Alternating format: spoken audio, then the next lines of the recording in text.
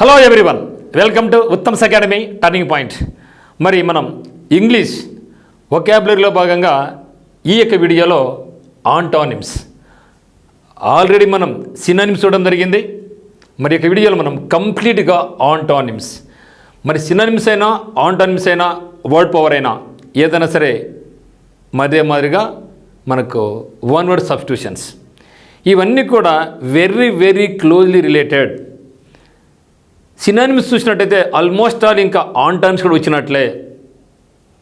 కాకపోతే వీటి మీద కూడా మళ్ళీ మనం కొన్ని వర్డ్స్ చూడాల్సిందే. ఇక్కడ కూడా మనకు ప్రతి టెస్ట్ కూడా 50 వర్డ్స్ ఉంటాయి. 50 వర్డ్స్కు సంబంధించినటువంటి 4 ఆప్షన్స్ ఉంటాయి. అంటే ఒక one question contains 5 words, excellent words. ఆ విధంగా 50 క్వశ్చన్స్ ఇంటూ 5, సో 250 వర్డ్స్. 250నే కాదు, ఇక్కడ మోర్ దాన్ 250 వర్డ్స్ కూడా ఇక్కడ మనకు వస్తాయి. ప్రతి దానికి కూడా, ప్రతి వర్డ్కు కూడా తెలుగులో మీనింగ్, దాన్ని సులభంగా గుర్తించే విధంగా కూడా ఇక్కడ చూద్దాం జరుగుతుంది. మరి మనం కూడా ఏం చేయాలంటే యాజ్ యూజువల్గానే మీరు ఒక పేపర్లో రాసుకోండి. క్వశ్చన్ నెంబర్ 1 to 50 ఇవ్వండి. మరి క్వశ్చన్ చూసిన వెంటనే ఆన్సర్ ఏదో కూడా మనకు కనిపెట్టండి మీరు. ఆ తర్వాత ఆన్సర్ నేను కూడా చెప్తాను, మరి అది కరెక్ట్ అయిందా లేదని డిసైడ్ చేసుకోండి. మీకు అట్లీస్ట్ 50కి 30+ రావాలి. మరి 40+ వస్తే ఇంకా చాలా మంచిది. సో మనం కంపల్సరీ అయితే మాత్రం 40 వరకు వచ్చేంత వరకు కూడా వీటిని ప్రాక్టీస్ చేయాలి. ఫస్ట్ టైం చేసాం 20 వచ్చే, నో ప్రాబ్లం. ఒక 10 డేస్ తర్వాత మళ్ళీ ఒకసారి చేయండి టెస్ట్ను, అప్పుడు 30 రావాలి. మరోసారి చేయండి 40 రావాలి. ఆ తర్వాత మీకు ఎప్పుడు ఎగ్జామ్ చేసినా కూడా 40 పైన రావాలి, తప్పితే కింద రాకూడదు. ఆ విధంగా మీరు ప్రాక్టీస్ చేస్తే ఎస్ఎస్సి ఎగ్జామ్స్ కావచ్చు, బ్యాంక్ ఎగ్జామ్స్ కావచ్చు, ఏ ఇతర ఎగ్జామ్ అయినా సరే మనం ఈజీగా క్రాక్ చేసుకోవచ్చు మిత్రమా. ప్రతి ఎగ్జామ్ కూడా, ఈవెన్ కానిస్టేబుల్స్ అయినా, హైకోర్టు ఎగ్జామ్స్ అయినా, ఎల్ఐసి ఎగ్జామ్స్ అయినా, whatever it may be, ప్రతి దాంట్లో కూడా మనకు ఈ యొక్క ఇంగ్లీష్ అనేది చాలా ఇంపార్టెంట్. కాబట్టి మీరు కూడా ఇంగ్లీష్ మీద బాగా ఫోకస్ చేయండి. మరి మన రాష్ట్రంలోనే, మన తెలుగు రాష్ట్రాల్లోనే మొట్టమొదటిసారిగా ఈవెన్ నార్త్ ఇండియాకు ఏమాత్రం తగ్గని విధంగా, ఉత్తమ్స్ అకాడమీ నుంచి మీకు ఇంగ్లీష్ వొకాబులరీని ఎక్సలెంట్గా నేను మీకు చెప్పడం జరుగుతూ ఉంది. మీరు ఇదే ఊపుతో ముందుకెళ్ళండి. డెఫినెట్గా మీరు కూడా వితిన్ 3 or 4 మంత్స్లో గొప్ప మాస్టర్స్ అవుతారనేసి నేను నమ్ముతున్నా, మీరు కూడా నమ్మండి. సో నమ్మకమే పునాది దేనికైనా సరే. So believe in your self. ఇంతవరకు మీకు ఏముందంటే నాకు ఇంగ్లీష్ సరిగా రాదనుకుంటున్నారు. ఇప్పుడు మీరు ఎప్పుడైతే ఇక వర్డ్ పవర్ అయితేనేమి, వన్ వర్డ్ సబ్స్టిట్యూట్స్ అయితేనేమి, మరి సినానిమ్స్ అయితేనేమి, ఈడియమ్స్ అండ్ ఫ్రేజెస్ అయితేనేమి ఎప్పుడైతే మీరు చూశారో, సింపుల్గా సింప్లిఫై చేసి చెప్పడం చూశారో, ఇప్పుడు మీకు కూడా ఒక మంచి నమ్మకం వచ్చింది. ఒకరు రాకపోయినా కూడా మీరు కల్పించుకోవాలా. సో ఆ విధంగా మీరు ముందుకెళ్తే మాత్రం మనం ఏ పోటీ పరీక్ష అయినా సరే ఎవరికి కూడా తగ్గే ప్రసక్తి లేదు. మరి రాసిన ప్రతి ఎగ్జామ్లో కూడా మన సక్సెస్ కావాలనేసి ఈ యొక్క ఉత్తమ్స్ అకాడమీ మరియు నేను బలంగా నమ్ముతున్నాను. మరి ఈ యొక్క వీడియోలో మనం కంప్లీట్గా ఆంటానిమ్స్ స్పీడ్ టెస్ట్ నెంబర్ 1 చూడబోతున్నాం. ప్రతిదానికి కూడా వ్యతిరేక పదం అంటే మనకు ఒక వర్డ్ ఇస్తారు, దానికి ఆపోజిట్ వర్డ్, సో వ్యతిరేక అర్థం వచ్చే విధంగా మనం కనుక్కోగలగాలన్నమాట. మీకు ఎటువంటి డౌట్స్ ఉన్నా కూడా మనకి నెంబర్ 8688080802కి మీరు కాల్ చేయొచ్చు. మరియు మీరు ఒకవేళ మీ యొక్క ఫ్రెండ్స్కి రెఫర్ చేసినట్టయితే ఉత్తమ్స్ అకాడమీ యాప్ను డౌన్లోడ్ చేసుకొని చెప్పండి, కోర్సు గురించి చెప్పండి. మరి ఇక్కడ చూస్తే question number 1 validate. So validate ఇచ్చారు. ఇక వ్యాలిడేట్కు ఉన్నటువంటి ఇక కింద 4 ఆప్షన్స్లో మనకి ఎగ్జాక్ట్లీ ఆపోజిట్ వర్డ్ కావాలి. Okay, find opposite word of the validate అనమాట. మరి disprove, authenticate, ingenuine, okay, then తర్వాత లీగలైజ్. జినైన్ కదా, అది జినైన్, ఇంజినైన్. కాబట్టి ఇక్కడ first of all what is the meaning of validate? So వ్యాలిడేట్లో మనకు ఉంది వాల్యూ అని ఉంది. సో వ్యాలిడ్, ఈ యొక్క పత్రం, ఈ యొక్క డాక్యుమెంట్, ఈ యొక్క సర్టిఫికేట్ వ్యాలిడ్ అంటే ఏమండి? ఎస్, ఇది ఎగ్జాక్ట్గా ఇది రియల్ అని మనం ధృవీకరిస్తాం. ఈ యొక్క 10th క్లాస్ సర్టిఫికేట్ వ్యాలిడ్ అవుతుంది అంటే ఇది ఒప్పుదల అవుతుంది, ఇది దీంట్లో పర్ఫెక్ట్గా ఉంది ఏదని చెప్పేదాన్ని మనం వ్యాలిడ్ అంటాం. ఈ ప్రపోజల్, ఈ యొక్క బుక్స్, ఈ యొక్క questions valid, reasonable. Okay, so what is meaning of validate అంటే ఇక్కడ వ్యాలిడేట్ మీన్స్ ధృవీకరించడం, check or prove the validity or accuracy of. Yes, ఇది కరెక్టే అని మనం ముద్ర వేస్తాం, చెప్పగలం. That is meaning of validate. మరి డిస్ప్రూవ్ అంటే మీ ప్రూవ్ అంటే మనకు తెలుసు. ప్రూవ్ అంటే ఏమండి? సో మనం మ్యాథమెటిక్స్ ఉంది, ప్రూవ్ చేయాలి, LHS RHS అని ప్రూవ్. డిస్ప్రూవ్ అంటే మనం ప్రూవ్ అంటే ఇది కరెక్ట్ అని చెప్పగలగాల, డిస్ప్రూవ్ అంటే మనం తప్పు అని నిరూపించాలా. Authenticate. So what mean authentication? So authentication అంటే మనం ఇది ఖచ్చితంగా ఇది ప్రామాణికం, సో అథెంటిక్గా ఉంది అని చెప్పడం జరుగుతుంది. లీగలైజ్ అంటే లీగల్ అంటే మనకు ఒక లా పరంగా వస్తుంది, చట్టబద్ధమైనటువంటి అని అర్థం. In genuine, so genuine person అంటే చాలా మంచి పర్సన్. ఇన్ జినైన్ అన్న కూడా ఇక్కడ మనకు నెగిటివ్ మీనింగ్ రాదు మనకు. జనరల్ ఇన్ అంటే నెగిటివ్ వస్తుంది, ఇక్కడ కాదు. ఇన్ జినైన్ మీన్స్ చాతుర్యం అని అర్థం. మరి what is meaning of in validate? So validate means ధృవీకరించడం, ఇది కరెక్ట్ అని ప్రూవ్ చేయడం. కానీ ఆన్సర్ మనకి ఏమవుతుంది ఇప్పుడు? డిస్ప్రూవ్ అవుతుంది. సో ఆన్సర్ ఈజ్ ఈక్వల్ మనకి ఏమవుతుంది? డిస్ప్రూవ్ అవుతుంది. సో వ్యాలిడేట్కి ఆపోజిట్ వర్డ్ ఏమంటే మనకు డిస్ప్రూవ్ అవుతుంది అనమాట. Now come to question number 2. Segregate. Segregate, aggregate. చూడండి ఇక్కడ. So what your aggregate mark అంటాం. So what your aggregate mark అంటే ఏం చెప్పాలి? మీరు 10th క్లాస్లో మీకు మొత్తం 6 సబ్జెక్టులలో ఎంత వచ్చిందో అంత చెప్తే that is called aggregate mark. So what your aggregate mark intermediate అంటే first year mark second year mark కలిపి అన్నీ చెప్పాలా. So that is called aggregate అంటే టోటల్గా అని చెప్పేదే అగ్రిగేట్. సో సెగ్రిగేట్లో నాకు సెక్ట్ ఉంది. సో సెక్ట్ అంటే ఏమంటే మీనింగ్ టు కట్ అని అర్థం. సెక్ట్ అంటే టు కట్ అని అర్థం, అంటే విడగొట్టడం. సో విడగొట్టడం. సో ఒకటి సెగ్రిగేట్ మీన్స్ విడగొట్టు, సపరేట్ చేయడం అని అర్థం. Segregate means separate, sect means to cut అని అర్థం. కాబట్టి సెగ్రిగేట్ అంటే సెక్ట్ అంటే కట్ అని అర్థం. ఇక్కడ మరి అంటే విడగొట్టడం జాయిన్ అవుతుందా, యునైటా, సెపరేట్ చేయడమా, అగ్రిగేట్ అవుతుంది. ఇక్కడ చూడండి మేడం, సెగ్రిగేట్ అనేది చెప్పినాం. టు సెక్ట్ అంటే కట్ అంటే సపరేట్ అనేది మనకు సినోనిమ్ అవుతుంది. సో జాయిన్ అంటే ఏమండి? జాయిన్ అంటే కలపడం, జాయిన్ అంటే కలపడం. యునైట్ అంటే ఏకం చేయడం, యునైట్ మీన్స్ ఏకం చేయడం. అగ్రిగేట్ అంటే సమిష్టిగా టోటల్గా అని అర్థం. ఇక్కడ మనం చూస్తే జాయిన్, యునైట్, అగ్రిగేట్ దగ్గర సంబంధం ఉంది. ఎందుకంటే అగ్రిగేట్ అంటే టోటల్గా. సో అది ఆన్సర్ రిలేటబుల్గా లేదు. ఇప్పుడు నాకు జాయిన్ అవుతుందా, యునైట్ అవుతుందంటే జాయిన్ అంటే చేర్చడం, జాయిన్ అంటే ఏమండి?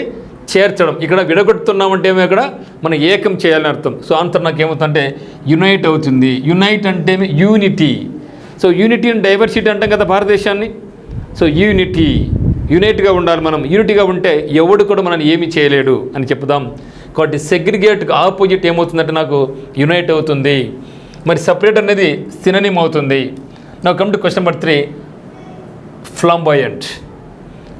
ఓకే, మరి చూస్తే ఇక్కడ మీరు ఏం చూడాలంటే ఇక్కడ బాయ్ని గుర్తుపెట్టుకోండి, బాయ్ని గుర్తుపెట్టుకోండి, బాయ్ని గుర్తుపెట్టుకోండి, యాంట్ గుర్తుపెట్టుకోండి, ఫ్లేమ్ అని గుర్తుపెట్టుకోండి, ఫ్లేమ్ అని గుర్తుపెట్టుకోండి. అంటే మంటలతో బాలుడు, చీమలు. చీమను చూస్తే పిల్లోడికి ఎక్కిందనుకో, చిన్న పిల్లోడికి వాడు ఎట్టుంటాడంటే హుషారుగా ఉంటాడు. సో ఎప్పుడు ఫ్లేమ్ మంట వెలిగిస్తాడంటే తన బర్త్డేకి మంట వెలిగిస్తాడు అని గుర్తుపెట్టుకో. ఒక అబ్బాయి బర్త్డేకి మంటను వెలిగించాడు. ఎందుకు మంట వెలిగిస్తున్నాడు? ఇక్కడ బర్త్డే క్యాండిల్స్. ఆ రోజు వాడు ఎట్టున్నాడు? చాలా మంచి డ్రెస్ వేసుకొని హుషారుగా మంచి డ్రెస్ వేసుకొని ఆడంబరంగా ఉంటాడు. కాబట్టి ఫ్లాంబాయంట్ అంటే ఏమంటే మీనింగ్ ఆడంబరం అని అర్థం. Acting in a loud confident way that attract attention. So ఆ రోజు అబ్బాయి చాలా హుషారుగా ఉంటాడు, చాలా ఒక కాన్ఫిడెంట్గా ఉంటాడు. నేను ఖచ్చితంగా డెవలప్ అవుతాను, ఫ్యూచర్ బాగుంటుంది అని ఒక మంచి నమ్మకంతో ఉంటాడు. హుషారుగా ఉంటాడు. నేను సాధించబోతున్నాను అనే నమ్మకంతో ఉంటాడు. సో మరియు మంచి డ్రెస్ చేసుకుని ఉంటాడు. ఇవన్నీ గుర్తుంచుకుంటే మనకి ఇక ఫ్లాంబాయంట్ అంటే మీనింగ్ ఈజీగా అర్థమైపోతుంది. సో ఫ్లాంబాయంట్ అంటే ఏమంటే ఆడంబరం. బర్త్డే రోజు ఫ్లేమ్ వెలిగించాడు, ఎందుకు ఆడంబరంగా డ్రెస్ వేసుకున్నాడు, ఇంట్లో అంతా అలంకరించేసినాడు. So acting in a loud confident way that attracts attention. ఇప్పుడు మరి మీనింగ్ క్వైట్ అవుతుందా, ఎగ్జైటెడ్ అవుతుందా, డిస్టర్బ్డ్ అవుతుందా, డిస్ట్రెస్డ్ అవుతుందా? మరి ఎగ్జైటెడ్ అంటే ఏమండి ఉత్సాహంగా. సో ఇది ఆన్సర్ అయితే కాదు, ఇది మనకు దగ్గరగా సినోనిమ్ అయ్యే అవకాశం ఉంది, సినోనిమ్ అవుతుంది. మరి డిస్టర్బ్డ్ అంటే ఏమండి డిస్టర్బ్ కావడం అంటే మీ కలత చెందడం, డిస్టర్బ్ కావడం. సో ఇది కూడా ఆన్సర్ కాదు. డిస్ట్రెస్ అంటే బాధపడ్డం. సో డిస్ట్రెస్ అంటే ఏమండి బాధపడ్డం. మరి ఇక్కడ ఫ్లాంబాయంట్ అంటే ఆడంబరం చెప్పిన కదా. సో ఆడంబరం అంటే మనకి ఏమవుతుంది? ఆన్సర్ నిశ్శబ్దం అవుతుంది. ఇక్కడ ఏం చెప్పినాడు? లౌడ్. కాబట్టి లౌడ్ అంటే మనకి ఏమవుతుంది? క్వైట్ అవుతుంది. ఓకే, మనకు క్వైట్ అనేది ఆన్సర్. ఎందుకంటే ఆంటోనిమ్స్ కాబట్టి మనకి వ్యతిరేక పదం రావాలి కాబట్టి ఆంటోనిమ్ అవుతుంది. నా question number 4. Eminent. So eminent అనేది ఎక్సలెంట్ వర్డ్. ఎమినెంట్ పర్సనాలిటీస్ అంటూ ఉంటాం. Abdul Kalam sir, Swami Vivekananda, Nelson Mandela, Mahatma Gandhi గారు, వీళ్ళందరూ ఎవరు? Eminent personalities. ఎమినెంట్ పర్సనాలిటీస్ అంటే దెన్ వెరీ ఎక్సలెంట్ వర్డ్ అండి. Renowned and respected for achievements and contributions in their respective fields. Abdul Kalam sir ఉన్నారు, తను ఏ రంగానికి చెందినవాడు? సైన్స్ స్పీక్ రంగానికి. ఆ తర్వాత పొలిటికల్గా కాకపోయినా మనకు ప్రెసిడెంట్ కావడం జరిగింది, అందుకని పీపుల్స్ ప్రెసిడెంట్ అవడం జరిగింది. అని ఏ ఫీల్డ్ ఎంచుకున్న దాంట్లో అతను మనందరూ కూడా రెస్పెక్ట్ చేయొచ్చు, గౌరవించవచ్చు. మహాత్మా గాంధీ గారు కానీ, నెల్సన్ మండేలా గారు కానీ, మరియు స్వామి వివేకానంద గారు కానీ. సో ఆ విధంగా ఉంటుంది. కాబట్టి those are called eminent personalities. Eminent personalities అనమాట. సో ఎమినెంట్ పర్సనాలిటీస్ అంటే ఏమండి, renowned and respected for achievements and contributions in their respective fields are called eminent personalities. మరి దీనికి ఆన్సర్ మనకు ప్రామినెంట్ అవుతుందా, ఎలైట్ అవుతుందా, స్కాలర్లీ అవుతుందా, ఆర్డినరీ అవుతుందా? ఇక్కడ చూస్తే what meaning prominent. So eminent means famous and important అని అర్థం. మరి ప్రామినెంట్ పర్సన్ అంటే ఎవరు? ఫేమస్ పర్సన్ అర్థం. లైక్ అబ్దుల్ కలాం సార్, ఇది కూడా అంటే దగ్గర మనకి మీనింగ్ ఇది సినోనిమ్ అవుతుంది. Elite, what meaning elite? Elite అంటే ఉన్నతమైనటువంటి అని అర్థం.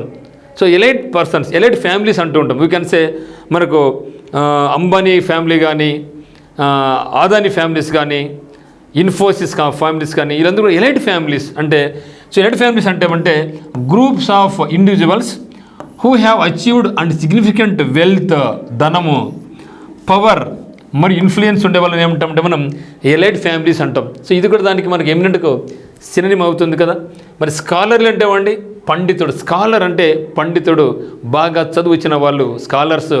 దెన్ మనకు కావాల్సిన ఆన్సర్ ఏమంటే ఆర్డినరీ అంటే సామాన్యమైనటువంటి, సాధారణమైనటువంటి అనే దాన్ని ఏమంటామంటే మనం ఆర్డినరీ అంటాం. కాబట్టి ఎమినెంట్కి ఆపోజిట్ మనకు ఓడేమంటే ఆర్డినరీ. సో ఎమినెంట్కి ఆపోజిట్ వర్డ్ మనకు ఆర్డినరీ అవుతుంది. Now come to question number 5, economical. So ఎకనామికల్లో మనకి ఏముంది? ఎకానమీ గుర్తుపెట్టుకోండి మిత్రమా. Why for economy? మన డబ్బులు ఎట్లా సేవ్ చేసుకోవాలి, ఏ విధంగా మనం డబ్బులు సేవ్ చేసుకోవాలి, ఏ విధంగా మనం మన ఆర్థిక పొదుపు చేసుకోవాలి, ఎట్లా ఖర్చు పెట్టకూడదు, ఇవన్నీ తెలుసుకోవడమే మనకు ఎకనామికల్. ఓకే, ఇది మనకు ఎకనామికల్. మరి ఎకనామికల్ అంటే ఎకనామికల్ అంటే ఆర్థిక పొదుపు, ఆర్థిక పొదుపు. సో ఎకనామిక్స్ అంటేనే నువ్వు డబ్బు ఎట్టు ఖర్చు పెట్టాలా, ఎట్లా మిగిల్చుకోవాలని చెప్పేది. కాబట్టి ఎకనామికల్లో ఎకానమీ గుర్తుపెట్టుకోండి.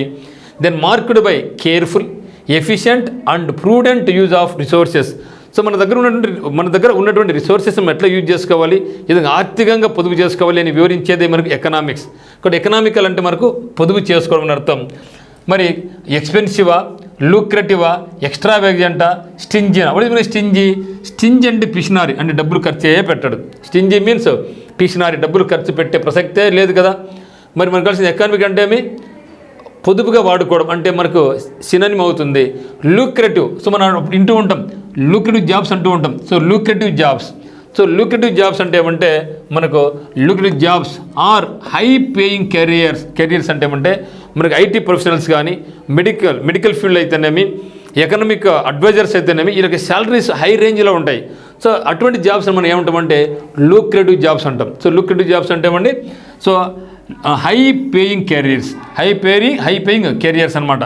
లైక్ ఐటీ ప్రొఫెషనల్స్ కానీ, ఫినాన్షియల్ ఎక్స్పర్ట్స్ కానీ, లేదా మెడికల్ ప్రొఫెషనల్స్ కానీ, వీళ్ళందరి యొక్క జాబ్స్ని ఏమంటామంటే మనం లూక్రేటివ్ జాబ్స్ అంటాం. ఎందుకంటే వాళ్ళకు డబ్బులు బాగా సంపాదిస్తారు.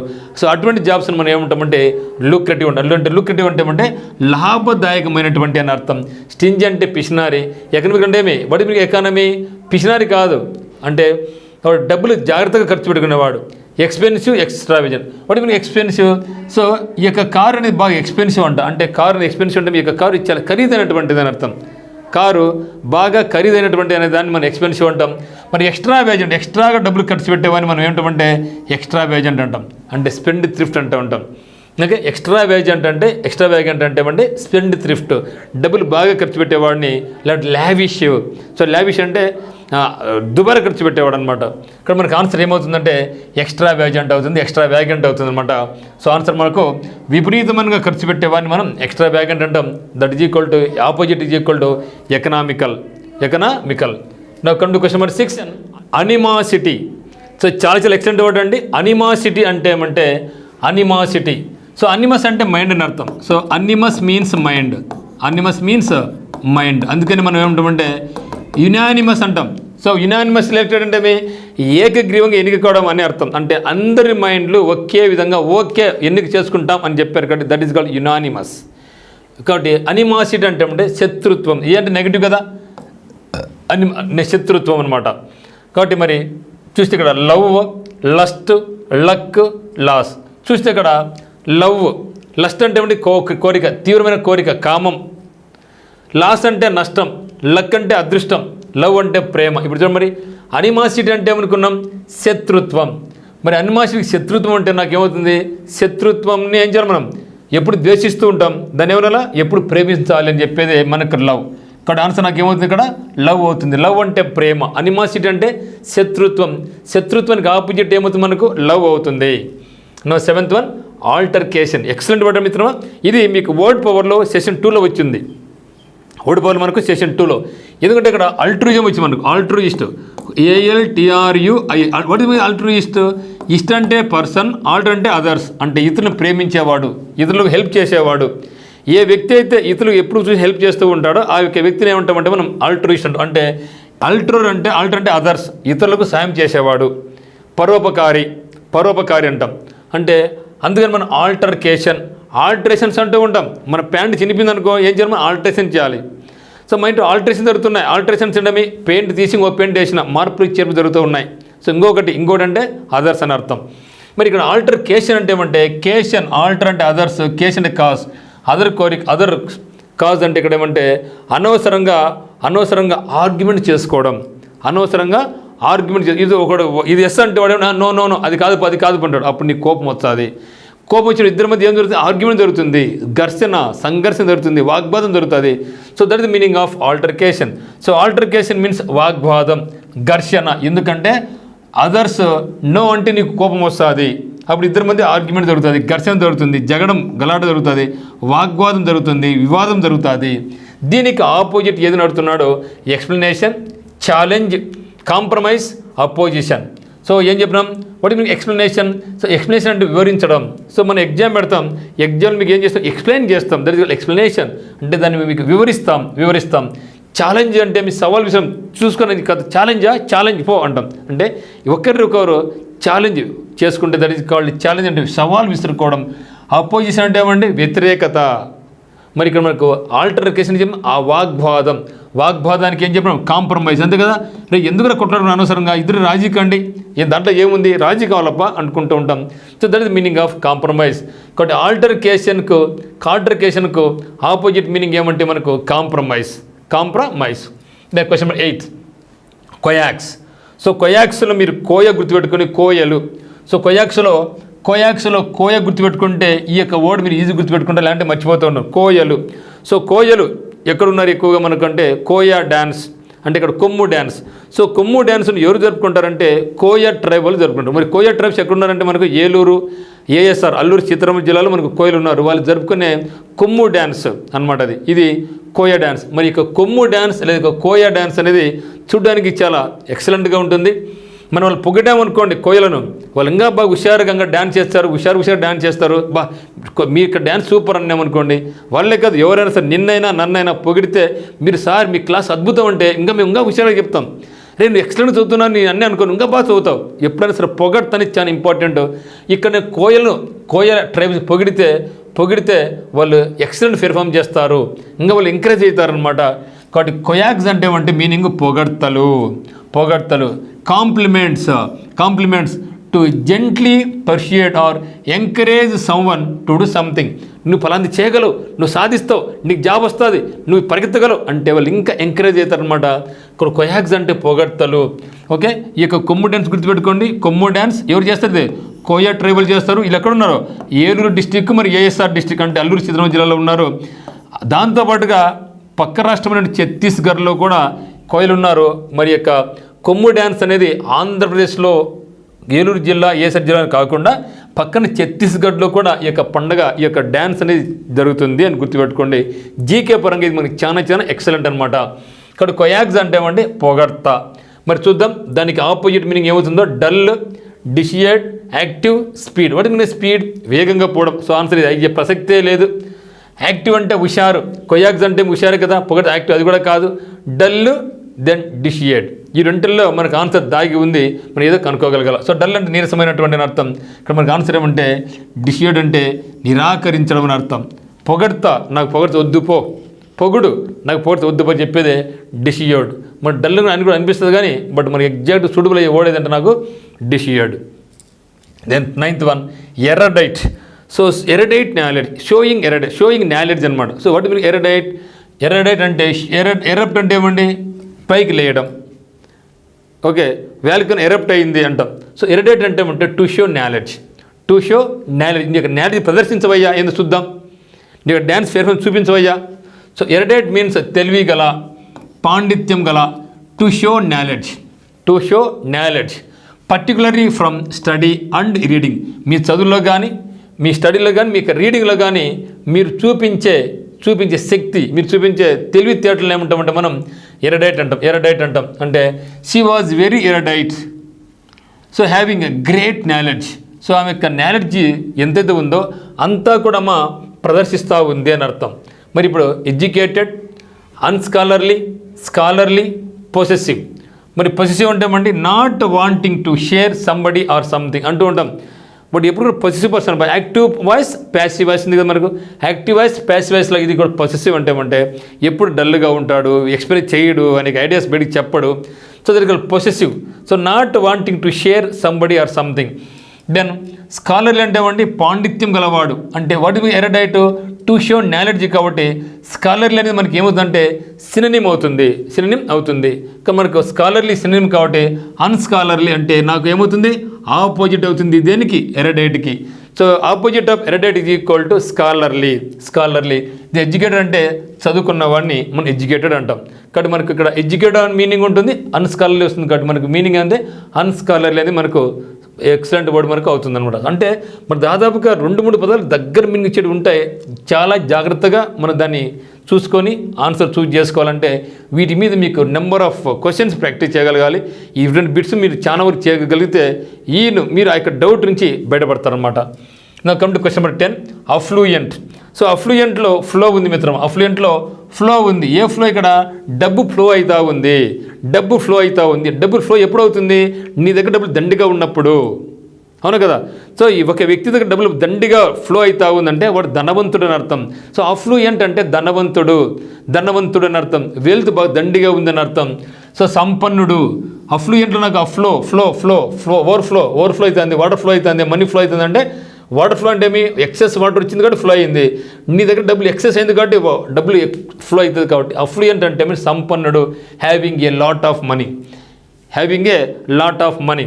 మరి హైనా, రేరా, పూరా, ఫ్లూయెంట్ పర్సన్ అంటే ఏమి, నిష్ణాతుడు.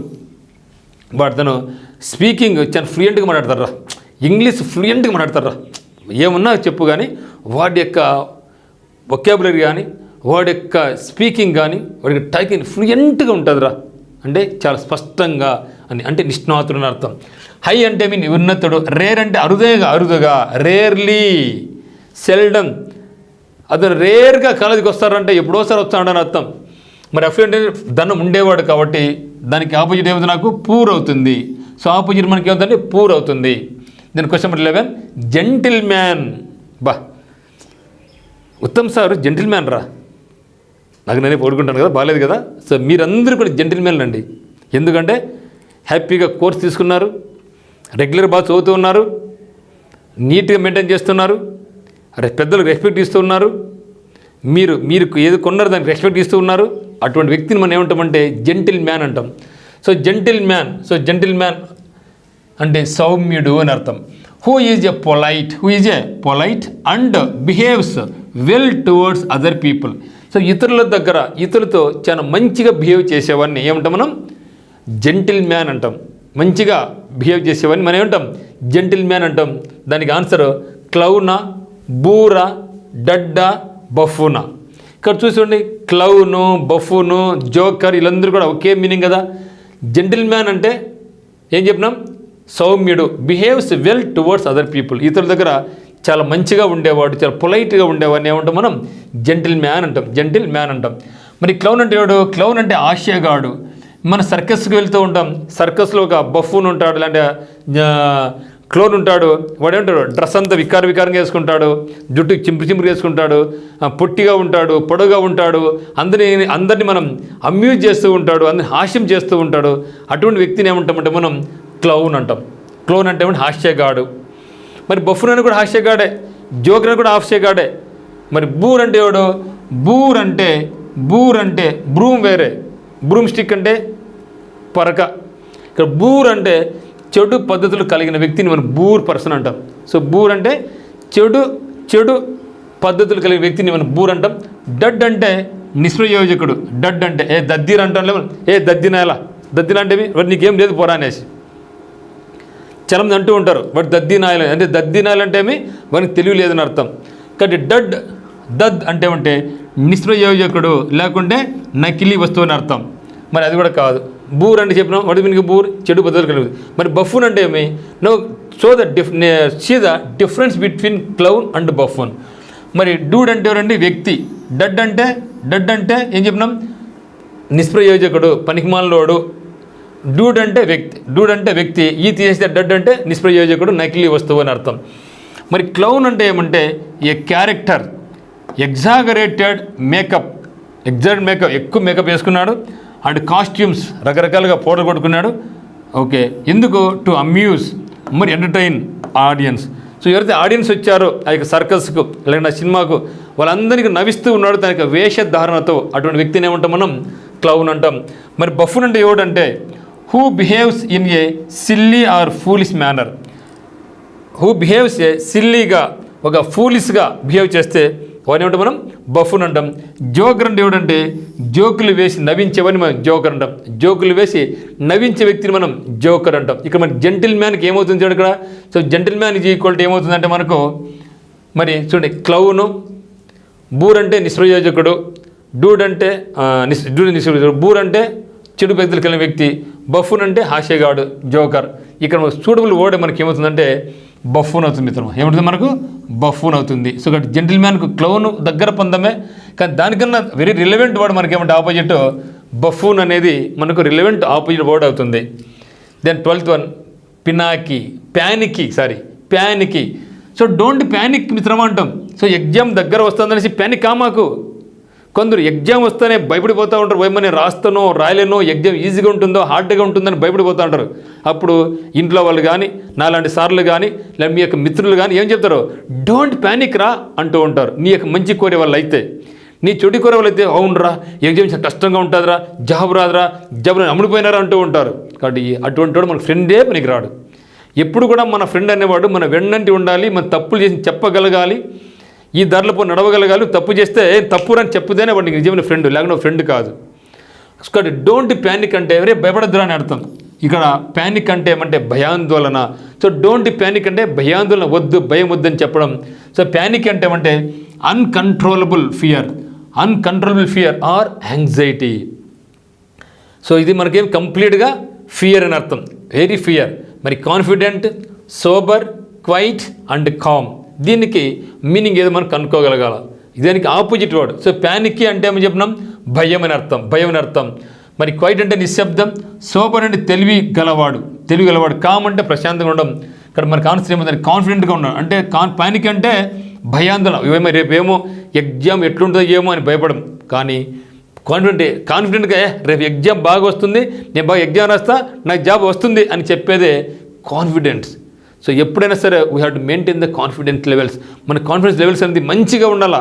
కాన్ఫిడెంట్ ఎప్పుడైతే కోల్పోతామో మన జీవితంలో మనం ఏది కూడా సాధించలేము మిత్రమా. అందువల్ల don't lose your hopes, your confidence.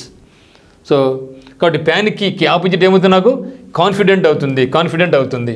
No 13 మౌర్నుఫుల్. So mournful అంటే అమ్మా అని ఏడవడం, అమ్మ అని ఏడవడం. సో మౌర్నుఫుల్ అంటే మా అమ్మ అని ఏడుస్తాడు. So that is called mournful. So mournful అంటే మా అని పిల్లోడు ఏడుస్తూ ఉంటాడు, అట్లా గుర్తుపెట్టుకోమోత్రమా. సో మౌర్నుఫుల్ అంటే అమ్మా అడిగిపోయినమ్మా, రామ్మా, ఫుడ్ పెద్దరమ్మా అని ఏడుస్తాం. So that is called mournful. ఫుల్గా ఏడుస్తాడు పిల్లోడు, మా రామ్మ అని ఫుల్గా ఏడుస్తాడు. మౌర్నుఫుల్ అంటే ఏడవడం. సో ఏడవడం విచారకరమైనటువంటి అని అర్థం. వెరీ షాడ్. ఎప్పుడు ఏడుస్తాడు? వానికి ఏదో బాధ వేచే ఏడుస్తాడు. విచారకరమైనటువంటి సందర్భంలో మౌర్నుఫుల్ ఉంటాయి. మన బంధువులు చనిపోతే మనం మౌర్నుఫుల్ చేసుకుంటాం. గ్రీఫ్ వస్తుంది, బాధ వస్తుంది, దుఃఖం వస్తుంది. మరి దానికి ఆన్సర్ ప్లేఫుల్లా, జాయస్సా, లాఫబుల్లా, హ్యూమరస్. అన్ని కూడా దగ్గర సంబంధాలు కదా. వాటి మీరు హ్యూమరస్, హాస్యభరితం. నాకేంత నవ్వు వస్తుందిరా అంటాం కదా, దానికైతే ఇది కాదు కదా. సో బాధపడుతుంటే నవ్వడం కాదు కదా, సో హాస్యం కాదు. మరి లాఫబుల్ అంటే నవ్వగలం, ఇది కూడా రెండు దగ్గర మీనింగే. లాఫబుల్, హ్యూమరస్ అనేది దగ్గర పదాలు. ఇప్పుడు నాకు ఆన్సర్ ఏమంటే ప్లేఫుల్ జాయస్ వస్తుంది, కానీ అందరూ కూడా జాయస్ అనుకుంటారు, దాంట్లో తప్పు కానే కాదు. ఓకే, అయితే ప్లేఫుల్ మినిమం తెలుసుకోవాలి. ప్లేఫుల్ అంటే ఏమంటే పిల్లవాడు ఆటలు ఎట్లా ఆడతాడు మిత్రమా? హుషారుగా ఉత్సాహంగా ఆడతాడు. అందుకని ద మీనింగ్ ఏమంటే ప్లేఫుల్ అంటే ఏమంటే పిల్లలు హుషారుగా ఉత్సాహంగా తమ యొక్క గేమ్స్ ఆడుతున్నారు. కాబట్టి ప్లేఫుల్ అంటే ఏమంటే మీనింగ్ హాస్యభరితమైన కాదు, ఉల్లాసభరితమైన. జాయస్ అంటే ఆనందం. మరి ఇక్కడ what is the opposite of mournful అంటే? మౌర్న్ఫుల్ అంటే బాధ, ప్లేఫుల్ అంటే ఉల్లాసం, జాయస్ అంటే ఆనందం. చెప్పాలంటే ఈ రెండు కూడా మనకు ఆన్సర్ అవుతాయి. ఈ రెండు కూడా మనకు ఆన్సర్ అవుతాయి. రెండు కూడా ఆంటానిమ్సే. Playful and joyous both are same synonyms అనమాట. మరి ఇక్కడ మౌర్న్ఫుల్కు ఈ రెండు కూడా ఆన్సరే. ప్లేఫుల్ ఉన్నా జాయస్ ఉన్నా. ఒకవేళ జాయస్ లేకపోతే ఆన్సర్ ప్లేఫుల్ అవుతుంది, ప్లేఫుల్ ఆన్సర్ లేకపోతే జాయస్ అవుతుంది. మరి రెండు ఉంటే అప్పుడు ఏం చేయాలంటే కొట్టు, దీనికి జాయస్కు టిక్కు కొట్టండి. మరి ఆన్సర్ రైట్ కావచ్చు, తప్పు కావచ్చు మనం చెప్పలేం. జనరల్గా అటువంటివి కాంప్లికేటెడ్ ఉంటే మనకు మార్క్ యాడ్ చేయడం ఏదో జరుగుతుందన్నమాట, భయపడని అవసరం లేదు. కాబట్టి మౌర్న్ఫుల్ అంటే ఏమండి ఆన్సర్ ప్లేఫుల్ అవుతుంది, జాయస్ కూడా అవుతుంది. మరి దగ్గర రిలవెంట్ వర్డ్ ఏది అని అడిగినప్పుడు మనకు జాయ్ అని గుర్తుపెట్టుకోండి. 14th one obstinate. So obstinate absent అయినాం అనుకో మీ సారు నెక్స్ట్ డే క్లాస్లోకి రానియాడు, అంతే మొండడు మీ సారు. సో ఆబ్స్టినేట్ నువ్వు ఆబ్సెంట్ అయినావు అనుకో, ఆబ్సెంట్ అయినావు అనుకో నెక్స్ట్ డే మీ సార్ నేను క్లాస్కి రానియాడు. ఎందుకంటే ఆయన చాలా స్టబ్బార్న్ పర్సన్. నువ్వు ఏమి ఏడిసినా గందగోళం పెట్టినా మీ నాయన తెచ్చిన మీ అమ్మని తెచ్చినా ఒప్పుకునే ప్రసక్తే లేదు. So that is the meaning of obstinate అంటే నిశ్చింతగా, unwilling to yield, refusing to change your opinion. నేను ఆల్రెడీ డిసిజన్ తీసుకున్నా, నేను క్లాస్ రానియద్దని డిసిజన్ తీసుకున్నా, కానీ నేను రానిచ్చే ప్రసక్తే లేదు, నేను ముండినా కొడుకును అని చెప్పేదే obstinate. So refusing to change your opinions, way of behaving etcetera when other people try to pursued you to. So ఆ పిల్లడు అమ్మ వస్తుంది, ఆ పిల్లడు నాయన వస్తుంది, లేదు సార్ ఇది ఒకసారి క్షమించండి సార్ అంటారు, రిక్వెస్ట్ చేసుకుంటారు. ఎన్ని చెప్పినా సరే నేను మారే ప్రసక్తిలా, వాడు పనికిరారు, నాకు మన స్కూల్కి వద్దు, చెప్పప్పుడు లీవ్ పెడతాడు, నాకు వద్దు పో అంట. అటువంటి మెంటాలిటీని ఏమంటామంటే మనం ఆబ్స్టినేట్ అంటాం. స్టబ్బర్న్, ఒక్కసారి డెసిషన్ తీసుకుంటే దీనికి వచ్చే ప్రసక్తే లేదు. So that is called obstinate. మరి దీనికి ఆపోజిట్ కావాలి నాకు. కన్ఫ్యూజ్డా, ట్రస్టెడా, డిటర్మైనడా, ఫ్లెక్సిబులా? బట్ వాట్ ఇస్ డిటర్మైనడ్ ఇది సినానిమ్ అవుతుంది. ఎందుకంటే నేను డెసిషన్ తీసుకున్నా, స్ట్రాంగ్లీ డిసైడెడ్, నిశ్చయించుకున్నా, కాబట్టి నీకు లేదు అంటే ఇది నాకు ఏమవుతుంది, సినానిమ్ అవుతుంది, మనకు సినానిమ్ అవుతుంది. కన్ఫ్యూజ్ అంటే ఏమి, గందరగోళం, నాకు గందరగోళం కాదు కదా, స్టెబ్బార్న్గా ఉన్నాడు దానికి ఓకే. ట్రస్ట్ అంటే నమ్మకం కాదు. దెన్ ఫ్లెక్సిబుల్ అంటే ఏమంటే అట్లన్నా ఎట్లన్నా సరే పోరాబ్బా కానీ పోరా కూర్చోపోరా. అప్పుడు అంటే మన మైండ్ నువ్వు ఎంత గట్టిగా వాడు ఏడిస్తే సర్లే కూర్చోపోరా అంటాం. Okay, so that is the meaning of flexible. కాబట్టి ఆబ్స్టినేట్కు ఆపోజిట్ ఏమవుతుందంటే మనకు ఫ్లెక్సిబుల్ అవుతుంది అనమాట. కాబట్టి ఆబ్స్టినేట్కు ఆపోజిట్ ఫ్లెక్సిబుల్ అని ఆన్సర్. Then myopic. ఇక పిక్ అని గుర్తుపెట్టుకుని పిక్చర్. మయోపిక్ అంటే దగ్గరగా ఉండే పిక్చర్ కనిపిస్తుంది. మై అంటే దగ్గర, మై అంటే నేను, నాకు ఆ పిక్చర్ కనపడలే, ఇక్కడ దగ్గర నుంచి కనపడలే. That is the meaning of myopic. అంటే ఇది మనకు సైంటిఫిక్ పరంగా మనకు వస్తూ ఉంటుంది ఫిజికల్ సైన్స్లో. అదేవిధంగా మనం డాక్టర్ దగ్గరికి వెళ్తే కూడా మీకు ఐ సైట్ ఉంటే మీకు మయోపిక్, లాంగ్ సైటా లేకుంటే దగ్గర సైటా, హస్ప దృష్టి దూరదృష్టి అంటూ ఉంటాం. హస్ప దృష్టి అంటే దగ్గరది కనపడదు, మరి దూరం దాన్ని లాంగ్ సైటెడ్ అంటాం, దూరదృష్టి అంటాం. మరి దాన్ని ఏమంటే దగ్గరగా నీకు కనిపించుకుంటే, పిక్ అంటే దగ్గర పిక్చర్ కనిపించకపోతే దాన్ని ఏమంటాం మనం మయోపిక్ అంటాం. అంటే హ్రస్వ దృష్టి, మయోపిక్ విజన్. నియర్ సైటెడ్నెస్ అంటే దగ్గర వస్తువులు అతనికి కనిపించవు, దగ్గర వస్తువులు అతనికి సరిగా కనిపించవు, దూరం వస్తువులు బాగా కనిపిస్తూ ఉంటాయి. మరి దాన్ని ఏమంటాం మనం మయోపిక్ అంటాం. దీనికి ఆపోజిట్ ఏమవుతుంది, నియర్ సైటెడ్ అంటే ఏమి, మయోపిక్ నియర్ సైటెడ్. సో ఇది సినానిమ్ అవుతుంది. ఫోర్ సైటెడ్ అంటే ముందుగానే, ఫోర్ అంటే ముందుగానే కనుక్కోవచ్చు, దూరదృష్టి గలవాడు కాదు కదా, సో దూరదృష్టి గలవాడు. So feeble minded. So feeble minded అంటే ఏమంటే బలహీనమైన మనసు గలవాడు. దెన్ ఫార్ సైడ్, ఫార్ అంటే దూరం కదా, సో దూరదృష్టి గలవాడు. ఓకే, ఈ రెండు దగ్గర పదాలు ఉంటాయి. కానీ ఇక్కడ మనకు దగ్గర పదం ఏమంటే మయోపిక్ అంటే నియర్ సైట్. నియర్కి ఏమి నాకు ఫార్ అవుతుంది, ఇక్కడ ఆన్సర్ నాకు ఫార్ సైటెడ్ అవుతుంది. ఆన్సర్ నాకు ఏమవుతుంది అంటే ఫార్ సైటెడ్ అవుతుంది. ఫర్ దూరం కదా, సో మయోపిక్ అంటే సో నియర్ సైటెడ్ అనేది, నాకు ఏమవుతుంది, నాకు మయోపిక్ అంటే దగ్గర, నియర్ సైటెడ్. సో దానికి ఆపోజిట్ ఏమవుతుంది నాకు, సో నియర్ సైటెడ్ అనేది నాకు సినోనిమ్ అవుతుంది. మరి ఫార్ సైటెడ్ అనేది నాకు ఏమవుతుందంటే ఆపోజిట్ అవుతుంది అనమాట. మరి దీనికి ఇంకొక మీనింగ్ ఏమంటే myopia. So myopia into hyperopia అని కూడా మనకి చెప్పొచ్చు అనమాట. హైపరోపియా అని మనకి చెప్పొచ్చు. కాబట్టి myopic. So myopic is equal to near sighted అనేది సినానిమ్, హ్రస్వదృష్టి, near sighted. So near opposite మీకు ఇది ఫర్ అంటే ముందు అని అర్థం, అది కాదు. కాబట్టి far sighted. So far sighted అనేది అంటే దూరదృష్టి, దగ్గర దృష్టి, దూరదృష్టి అనేది సరిపోద్ది. కాబట్టి opposite word is equal to far sightedness అవుతుంది. Then 16th one cumbersome. కుమ్మరవన్ని సంథింగ్ కుమ్ము, సమ్ము, కుంబర్సం, కుమ్మరవన్ని అంటాం. కాబట్టి కుంబర్సం అంటే మొండివాడు, కుమ్మర్సం అంటే మొండివాడు. Slow and complicated, hard to handle or manage. వాడిని హ్యాండిల్ చేయాలంటే చాలా కష్టం. మొండివాడు అంటే slow and complicated, hard to handle or manage. వాడిని హ్యాండిల్ చేయాలంటే చాలా కష్టమైనటువంటిది అని అర్థం. That meaning of cumbersome. Okay, so cumbersome అంటే something that is difficult to handle or manage.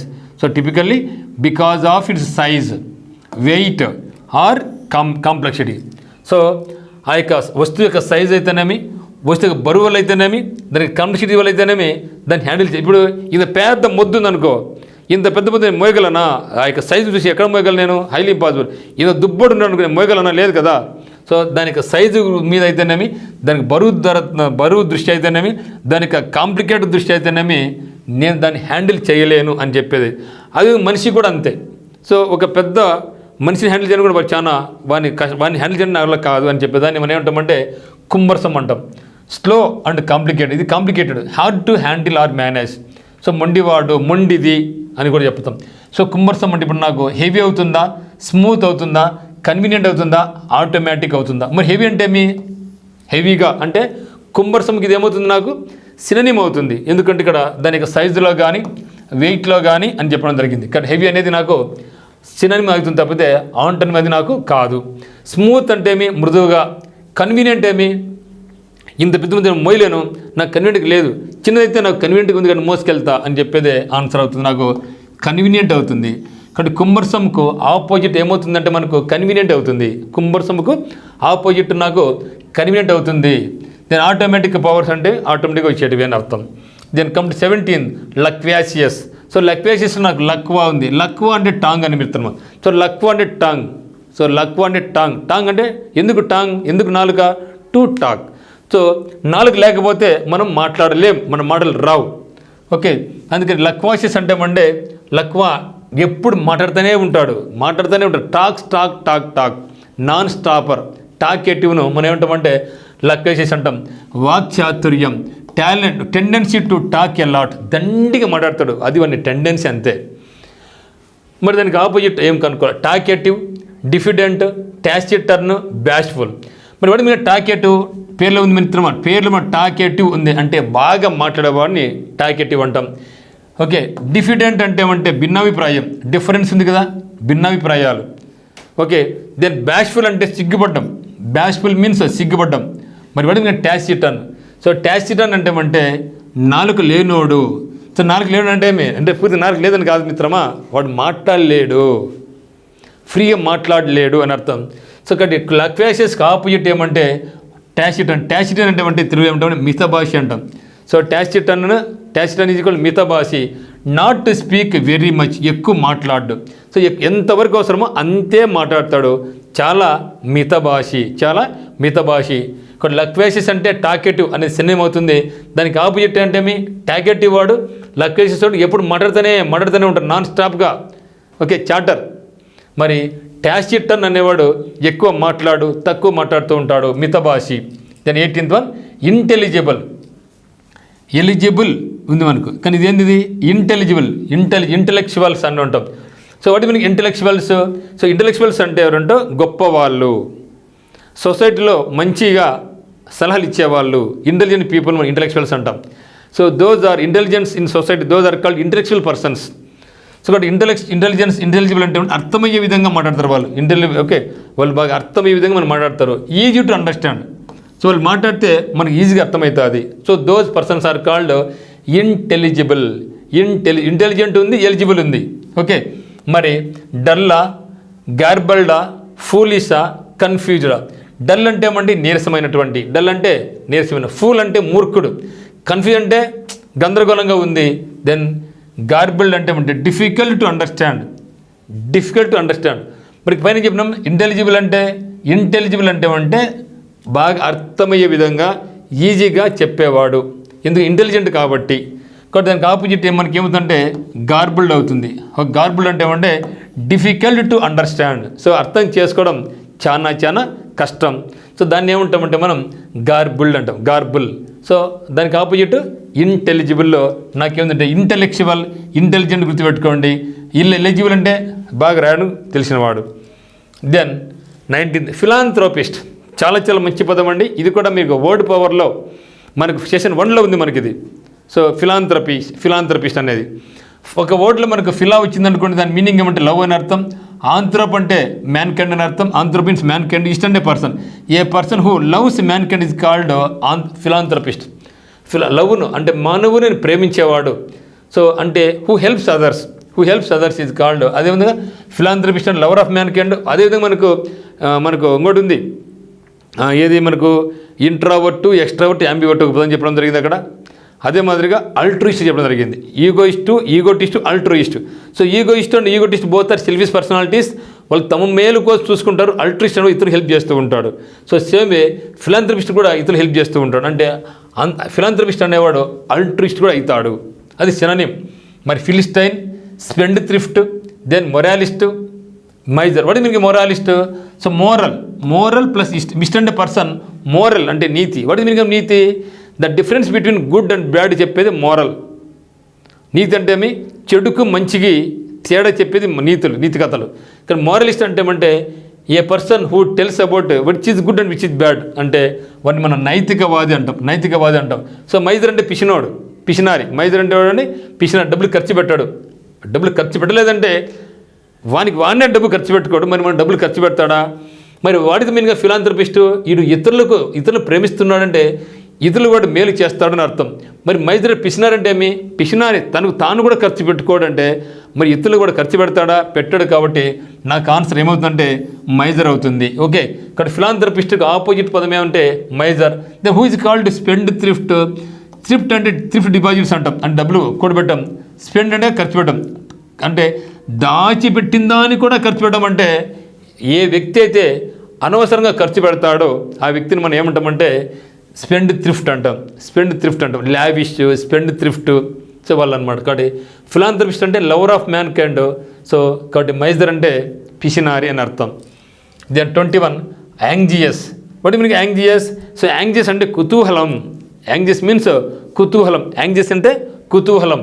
మరి ఆందోళన చెందు. So worried or afraid. Okay, మరి దానికి ఆపోజిట్ ఏమవుతుంది? ఫియర్ఫుల్ అవుతుందా, వర్రీడ్ అవుతుందా, కామ్ అవుతుందా, కన్సర్న్ అవుతుందా? ఇది మనం చూసుకుంటాం. మరి వాడు యాంగ్జియస్ అంటే కుతూహలం, ఆందోళన, ఏమో అనేది చేస్తే రేపు ఎగ్జామ్ ఎట్టుందో, ఏమో హార్డ్గా ఉందో ఈజీగా ఉందో తెలియదు, అటువంటి దాన్ని మనం యాంగ్జియస్ అంటాం. అంటే ఫియర్ఫుల్, కామ్, వర్రీడ్, కన్సర్న్డ్. ఇక్కడ మరి చూస్తే ఇక్కడ ఫియర్ఫుల్ అంటే భయం. సో యాంగ్జియస్ కూడా వన్ టైప్ ఆఫ్ ఫియర్ఫుల్లే. ఇక్కడ ఇది ఆన్సర్ కాదు.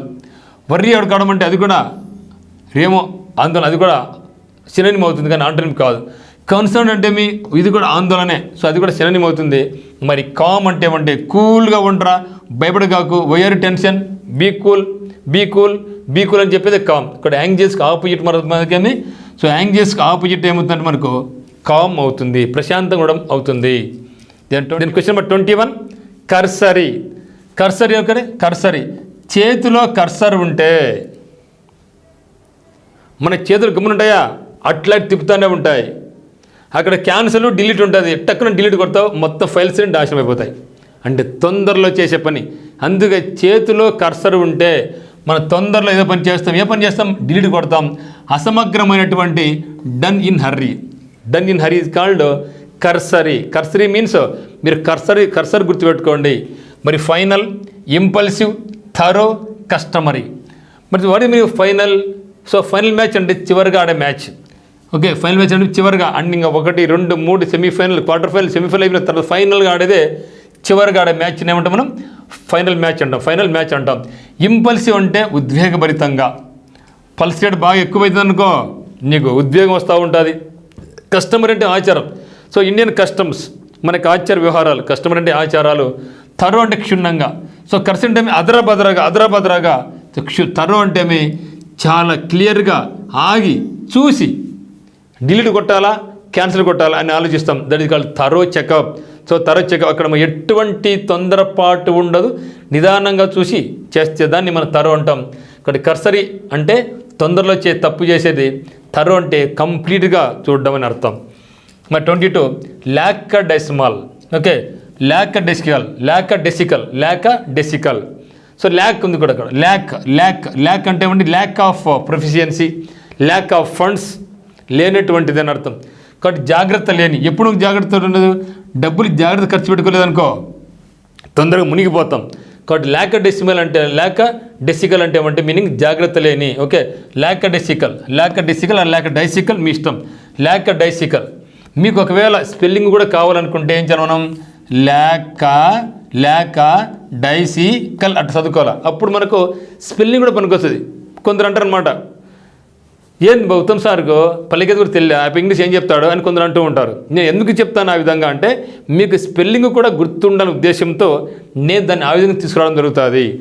నువ్వైనా నేనైనా అక్కడిక్కడ పొరపాటు చేసి సహజం. కానీ మీరెంతవరకు నేను చేస్తానంటే దానికి ప్రొనౌన్సియేషన్ కాదు కానీ మనకు స్పెల్లింగ్ కూడా పని ఉద్దేశంతోనే నేను అక్కడ పలుకుతూ ఉంటా. కాబట్టి లాకడైసికల్ అంటే ఏమంటే డైసికల్ అని చదివావనుకో ఈ పదాన్ని నువ్వు ఇప్పుడు మర్చిపోలేవు. LACKA లేక డైసికల్ అంటే ఇంక మర్చిపోతాం మనం మిత్రమా, ఇంక మర్చిపోం కదా. కాబట్టి లాకడైసికల్ అంటే ల్యాక్ గుర్తుపెట్టుకో అంటే జాగ్రత్త లేని అంటే అజాగ్రత్త అని అర్థం. సో జాగ్రత్త లేని అంటే అజాగ్రత్త అని అర్థం. So not showing any interest, care or not showing enthusiasm. So ఇదనమాట. ఇప్పుడు మనకి ఎంథూజియాస్టిక్ అవుతుందా, ఇంటెలిజెంట్ అవుతుందా, క్లాసికల్ అవుతుందా, దెన్ ఇర్రెస్పాన్సిబుల్ అవుతుందా? So what is irresponsible? So irresponsible means responsibility లేనోడిని ఇర్రెస్పాన్సిబుల్ అంటాం, అంటే బాధ్యత రాహిత్యం. సో బాధ్యత మెలిగితే రెస్పాన్సిబుల్. ఇర్రెస్పాన్సిబుల్ అంటే బాధ్యత రాహిత్యం. ఇంటెలిజెంట్ అంటే వాడు తెలివైన వాడిని ఏమంటాం మనం? ఇంటెలిజెంట్ అంటాం. ఓకే, ఇంటెలిజెంట్ మీన్స్ తెలివైన వాడిని మనం ఇంటెలిజెంట్ అంటాం. క్లాసికల్ లాంగ్వేజ్ అంటూ ఉంటాం. క్లాసికల్ అంటే సాంప్రదాయకమైనటువంటి పాటలు, classical language, classical dances, classical music, అవన్నీ కూడా సాంప్రదాయకమైనటువంటివి. మరి ఎంథూజియాస్టిక్ అంటే బాగా ఆత్రుతగా ఉండదు, సో ఉత్సాహవంతంగా. సో ఇక్కడ ఏం చెప్పినాం? ల్యాక్ ఆఫ్ అంటే జాగ్రత్త లేదు, ల్యాక్ ఆఫ్. ఇక్కడ ఎంథూజియాజం అంటే బాగా ఇంట్రెస్ట్గా ఉత్సాహవంతమైనటువంటి అని అర్థం. కాబట్టి లాకడైసికల్కి ఆపోజిట్ మీనింగ్ ఏమంటే నాకు ఎంథూజియాస్టిక్ అవుతుంది. నేను 23 సబ్లైమ్. సో లైమ్ అంటే ఏమండి? లైమ్ అంటే సున్నపు రాయి. సో సున్నపు రాయి పేరుకు సున్నపు రాయి కానీ దాని కథ వేరు. సో సున్నపు రాయి, ఇసుక, గుల్లకర్రాలు వేసి నీళ్ళు ఫిల్టర్ చేస్తే అద్భుతంగా ఉంటుందండి. అసలు మన కోయిల నీళ్ళు తాగుతాంలా లీటర్కు 1000 రూపాయలు ఇచ్చి ఆ విధంగా ఉంటాయి నీళ్ళు. పేరుకు లైమ్ కానీ ఈ యొక్క లైమ్, సున్నపు రాయి, గులకర్రాళ్ళు, ఇసుక వేసి నీళ్ళు ఫిల్టర్ చేసుకుంటే అద్భుతం అంతే.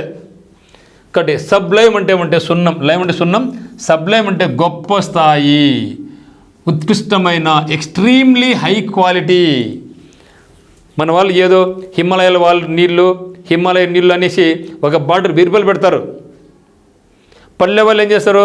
బోర్వాటర్ తాగుతారు ఫ్రీగా. తెలివైన ఏం చేస్తారంటే ఈ యొక్క గులకర్రాళ్ళు, ఇసుక, ఈ యొక్క సున్నపు రాయి అన్నీ కలిపేసి ఫిల్టర్ చేసి ఆ నీళ్ళు ఫిల్టర్ చేసి ఒక బాటిల్లో పోసి మన ధోనికో మన కోహ్లీకి ఇచ్చే వాళ్ళు 1000 రూపాయలు పెడతారు. సో అటువంటి అద్భుతమైన సున్నపు రాయి ఎక్కడ బాగా దొరుకుతుంది? కడప జిల్లాలో బాగా దొరుకుతుంది సున్నపు రాయి. కడప జిల్లాలో, సో రాయలసీమలో కూడా ఎక్కువ దొరుకుతుంది, కానీ అందులో కడప జిల్లాలో కూడా మంచిగా దొరుకుతుంది ఇక లైమ్ స్టోన్స్. చాలా అత్యద్భుతంగా ఉంటుంది. ఆ యొక్క వాటర్ చాలా గొప్పగా ఉంటుంది. అట్లా గుర్తుపెట్టుకుంటే సింపుల్గా అయిపోయింది. సో సబ్లైమ్ అంటే గొప్ప స్థాయి, ఉత్కృష్టమైన, ఎక్స్ట్రీమ్లీ హై క్వాలిటీ. ఆ యొక్క వాటర్ ఎట్లుంది? హై క్వాలిటీగా ఉంటుంది, extremely high quality. Inferior, deficit, ridiculous and crooked. మరి ఇన్ఫీరియర్ అంటే ఏమి? తక్కువ స్థాయి.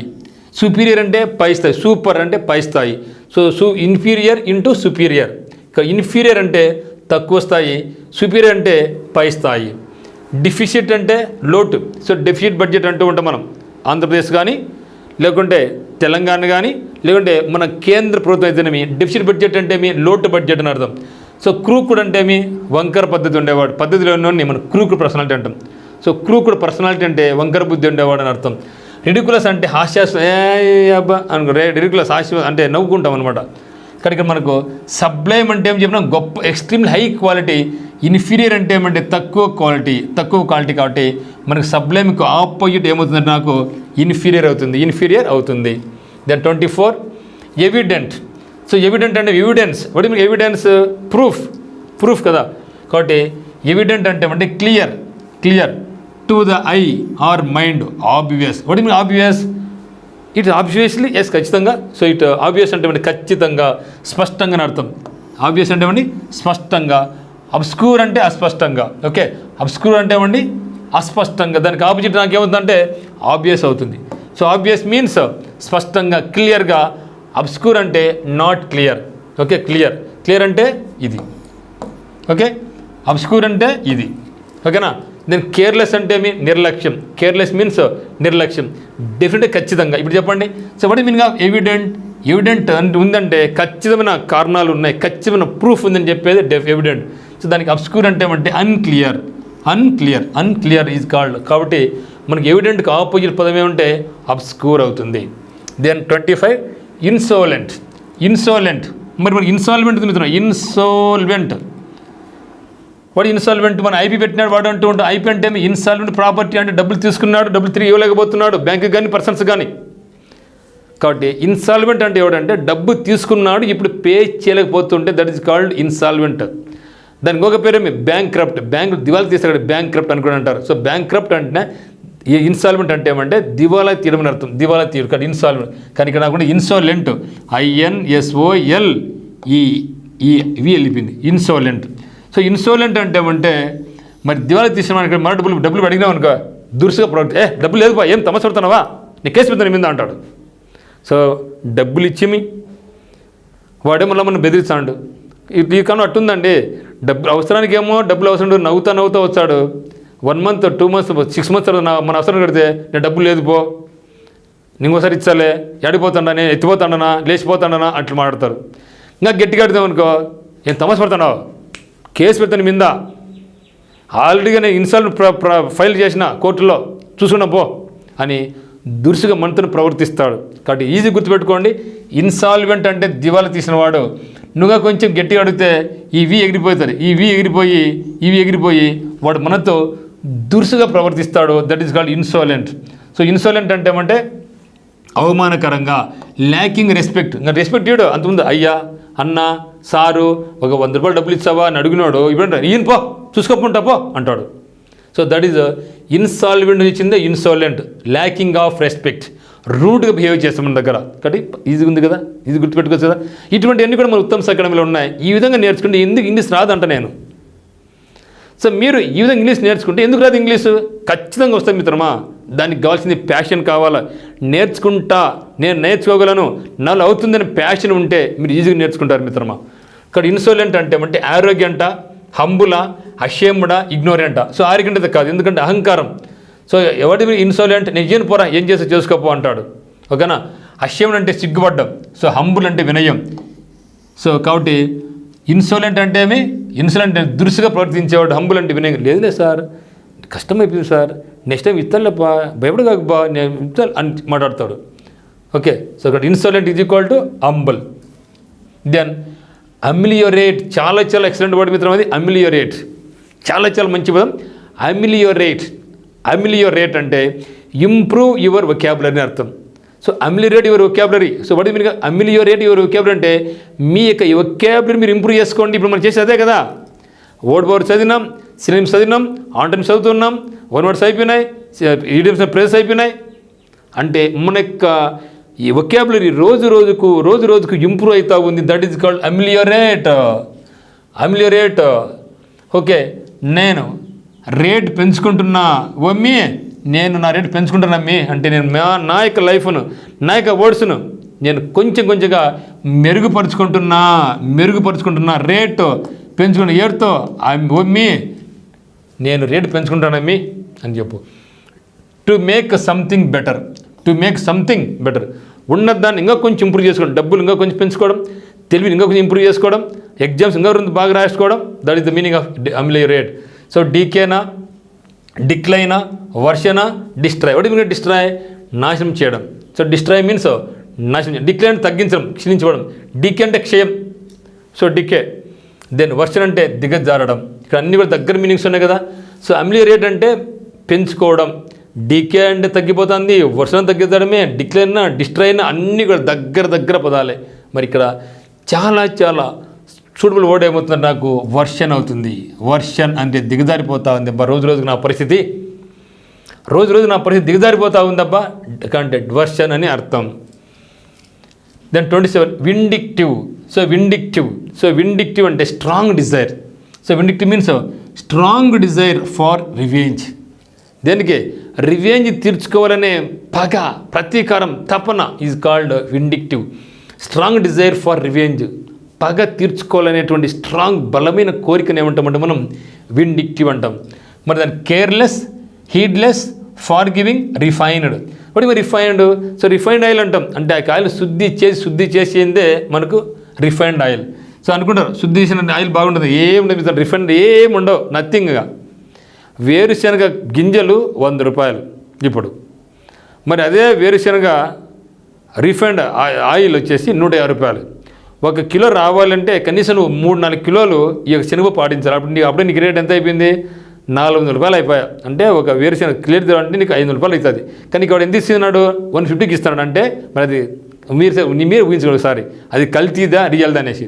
సో నువ్వైనా నేను అందరూ తాగింది కల్తీనే. ఎందుకంటే వేరుశనగ కిలో నూనె వచ్చేసి మనకు 150 రూపాయలకు బయట మార్కెట్ దొరుకుతుంది రిఫైన్డ్ ఆయిల్ అయితే.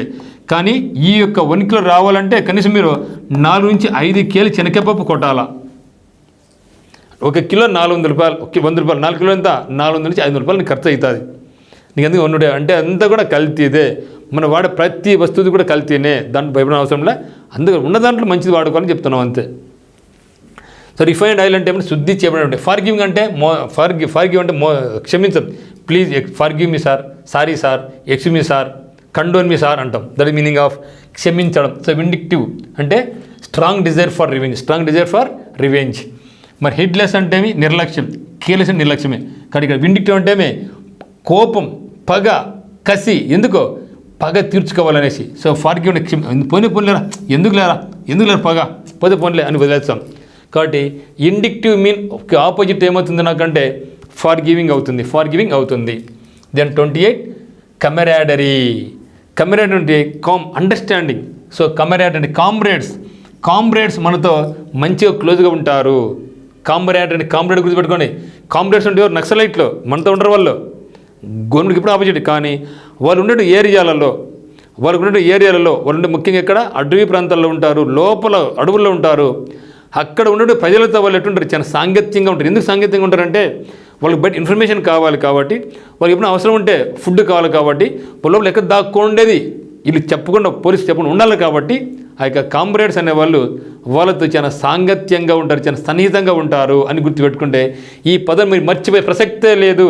సో కమెరాడరీ అంటే సాంగిత్యం, అంటే cooperation between the people is called కమెరాడరీ.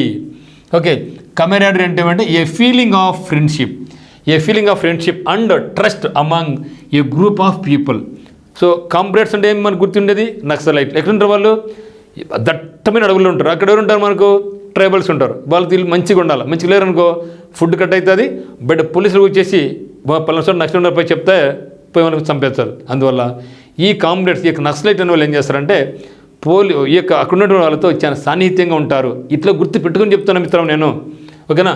So కాబట్టి a feeling of friendship and trust among group of people is called camaraderie. Then curiosity, ferocity, impiety, then animosity. What is animosity? మనకు already మన పదం వచ్చింది. అనిమాసిటీ అంటే శత్రుత్వం. శత్రుత్వం. ఫెరోసిటీ అంటే ferocious animals అంటాం, లైక్ లయన్, టైగరు, ఫాక్స్, ఏంటివి ఫెరోషియస్ అనిమల్స్, లైక్ క్రూర జంతువులు ఉన్నటువంటి అటాక్ చేస్తాం నీ మీద. So those are called ferocious అంటే క్రూరమైనటువంటి అని అర్థం, క్రూరమైనటువంటి అని అర్థం. దెన్ క్యూరియాసిటీ అంటే ఏమండి ఆతృత, ఉత్సుకత. దెన్ ఇంపెటిసిటీ అంటే ఉద్రేకం. ఇప్పుడు చెప్పండి మరి ఆన్సర్. కమ్యూనేటర్ అంటే వాళ్ళు చాలా ఫ్రెండ్లీగా ఉంటారు, కామ్రేడ్స్ అంటే నెక్స్ట్ వాళ్ళ చుట్టుపక్కల ఉన్న వాళ్ళతో చాలా ఫ్రెండ్లీగా ఉంటారు. సో ఆపోజిట్ ఏమవుతుంది నాకు అనిమాసిటీ అంటే ఏమంటే శత్రుత్వం. అనిమాసిటీ మీన్స్ శత్రుత్వం. Then 29th devour. డివోర్ ఓర్ ఓర్ అంటే Oreo biscuit, Oreo biscuit, Oreo biscuit ఏం చేస్తారు మీరు? బిస్కెట్ ఏం తింటారు? ఓరో బిస్కెట్స్. ఓరో బిస్కెట్ తింటాం, ఓరో బిస్కెట్ తింటాం కదా. సో ఓరో అంటే టు ఈట్ అని అర్థం, సింపుల్ అయిపోయి. ఓరో బిస్కెట్స్ ఏం చేస్తావు? తింటావు. ఇక్కడ ఓరో అని పదం వచ్చిందంటే దాని మీనింగ్ ఏమంటే టు ఈట్ అని అర్థం. డివోర్ అంటే, సో ఓవర్ అంటే టు ఈట్ ఆర్ స్పాలో అంటే మింగడం. సో ఒరాసియస్ రీడర్ అంటాం, voracious reader, voracious eater. So what is meaning voracious eater? బాగా గబ్బ గబ్బ గబ్బ స్పాలో చేసాడు, గబ్బ తినేవాడిని ఒరాసియస్ ఈటర్ అంటాం. But who is called voracious reader? ఏ వ్యక్తి అయితే బాగా చదువుతానే ఉంటాడు, that person is called voracious reader. So మీరు నేను ఇప్పుడు ఏమి వీఆర్ ఒరాసియస్ రీడర్స్, మనం బాగా చదువుతున్నాం ఇప్పుడు మనం. కాబట్టి విపరీతమైనటువంటి ఆతృత గల అని అర్థం. కాబట్టి మరి ఎక్కడి నుంచి మనకు వచ్చింది? కార్నివోరస్, హెర్బివోరస్, ఓమ్నివోరస్, ఓరో. సో హెర్బివోరస్ అంటే మీ ప్లాంట్స్ ఈటింగ్ యానిమల్స్, కార్నివోరస్ అంటే మీ meat eating animals, omnivorous omni all eating animals. కాబట్టి డివోర్ అంటే కన్జ్యూమ్ ఆర్ ఈట్ అని అర్థం. డివోర్ అంటే కన్జ్యూమ్ తిను అని అర్థం. మృంగి వేయడం, టు స్పాలో ఆర్ ఈట్ అప్ హంగ్రీలీ, ఒరాసియస్లీ గబగబా ఆకలితో గబగబ తింటే దట్ ఈస్ కాల్డ్ డివోర్. మరి డివోర్ అంటే లోపలికి గబగబ తింటున్నావు. ఒమిటా, ఎమిటా, రిజెక్టా, ఎజెక్టా. అబ్బాబ్బా ఏం పదాలు మిత్రమా, వా. సో రిజెక్ట్ అంటే ఏమంటే తిరస్కరించడం. రిజెక్ట్ మీన్స్ తిరస్కరించు, రిజెక్ట్ మీన్స్ ఎజెక్ట్ అంటే ఏమి? తొలగించడం. ఎజెక్ట్ మనం SD కార్డును కానీ కెమెరాలో ఉండి చిప్ని ఏం చేయాలి? ఎజెక్ట్ చేయాలా, ఎజెక్ట్ కొట్టాలి కదా, అప్పుడు బయటకు వస్తుంది, తొలగించడం అని అర్థం. ఎమిట్ అంటే ఉద్గారాలు, ఎమిషన్స్ అంటూ ఉంటాం. ఎమిషన్స్ అంటే ఉద్గారాలు అంటే ఆ వాతావరణాన్ని కీడు చేసే వాయువులు. మరి ఒమిట్ అంటే వాంతి చేసుకోవడం. ఓకే. డివోర్ అంటే మింగడం, బాగా దండి పొట్టలేకపోతే కక్కోవాలి, కక్కడం అంటే ఒమిట్. ఆన్సర్ నాకేమవుతుంది? ఒమిట్ అవుతుంది. So devour is equal to omit. Devour అంటే గబ్బగబ్బ అంతా పొట్టలు వేసుకుంటావు, పొట్ల దండిగా వేసుకుంటే ఎప్పుడోసారి కదా బయటికి రావాల్సిందే, బయటకు వచ్చి దట్ ఈజ్ కాల్డ్ ఒమిట్, వాంతికి అవుతుంది. ఇక్కడ ఒమిట్, డివోర్ మీన్స్ ఒమిట్ అని అర్థం. Then 31 fallible. ఫాల్స్ అంటే ఫాల్స్ గుర్తుపెట్టుకో. ఫాల్స్ అంటే తప్పు. ఫాలిబుల్ నాకేముంది? ఫాల్ ఉంది అంటే తప్పు. Able or likely to make mistakes. Able or likely to make mistakes is called fallible. Okay. Then virtues, honest, perfect, humble. ఏం చెప్పినాం? ఫాలిబుల్ అంటే తప్పు జరిగిపోయింది. వర్చ్యూస్ అంటే మంచి లక్షణాలు. ఆనెస్ట్ అంటే నిజాయితీ. హంబుల్ అంటే వినయం. పర్ఫెక్ట్ అంటే ఖచ్చితంగా. ఇక్కడ ఎందుకన్నా తప్పు అంటే మీ పర్ఫెక్ట్ అని అర్థం. కాబట్టి పర్ఫెక్ట్ పరిపూర్ణమైనటువంటి అని అర్థం.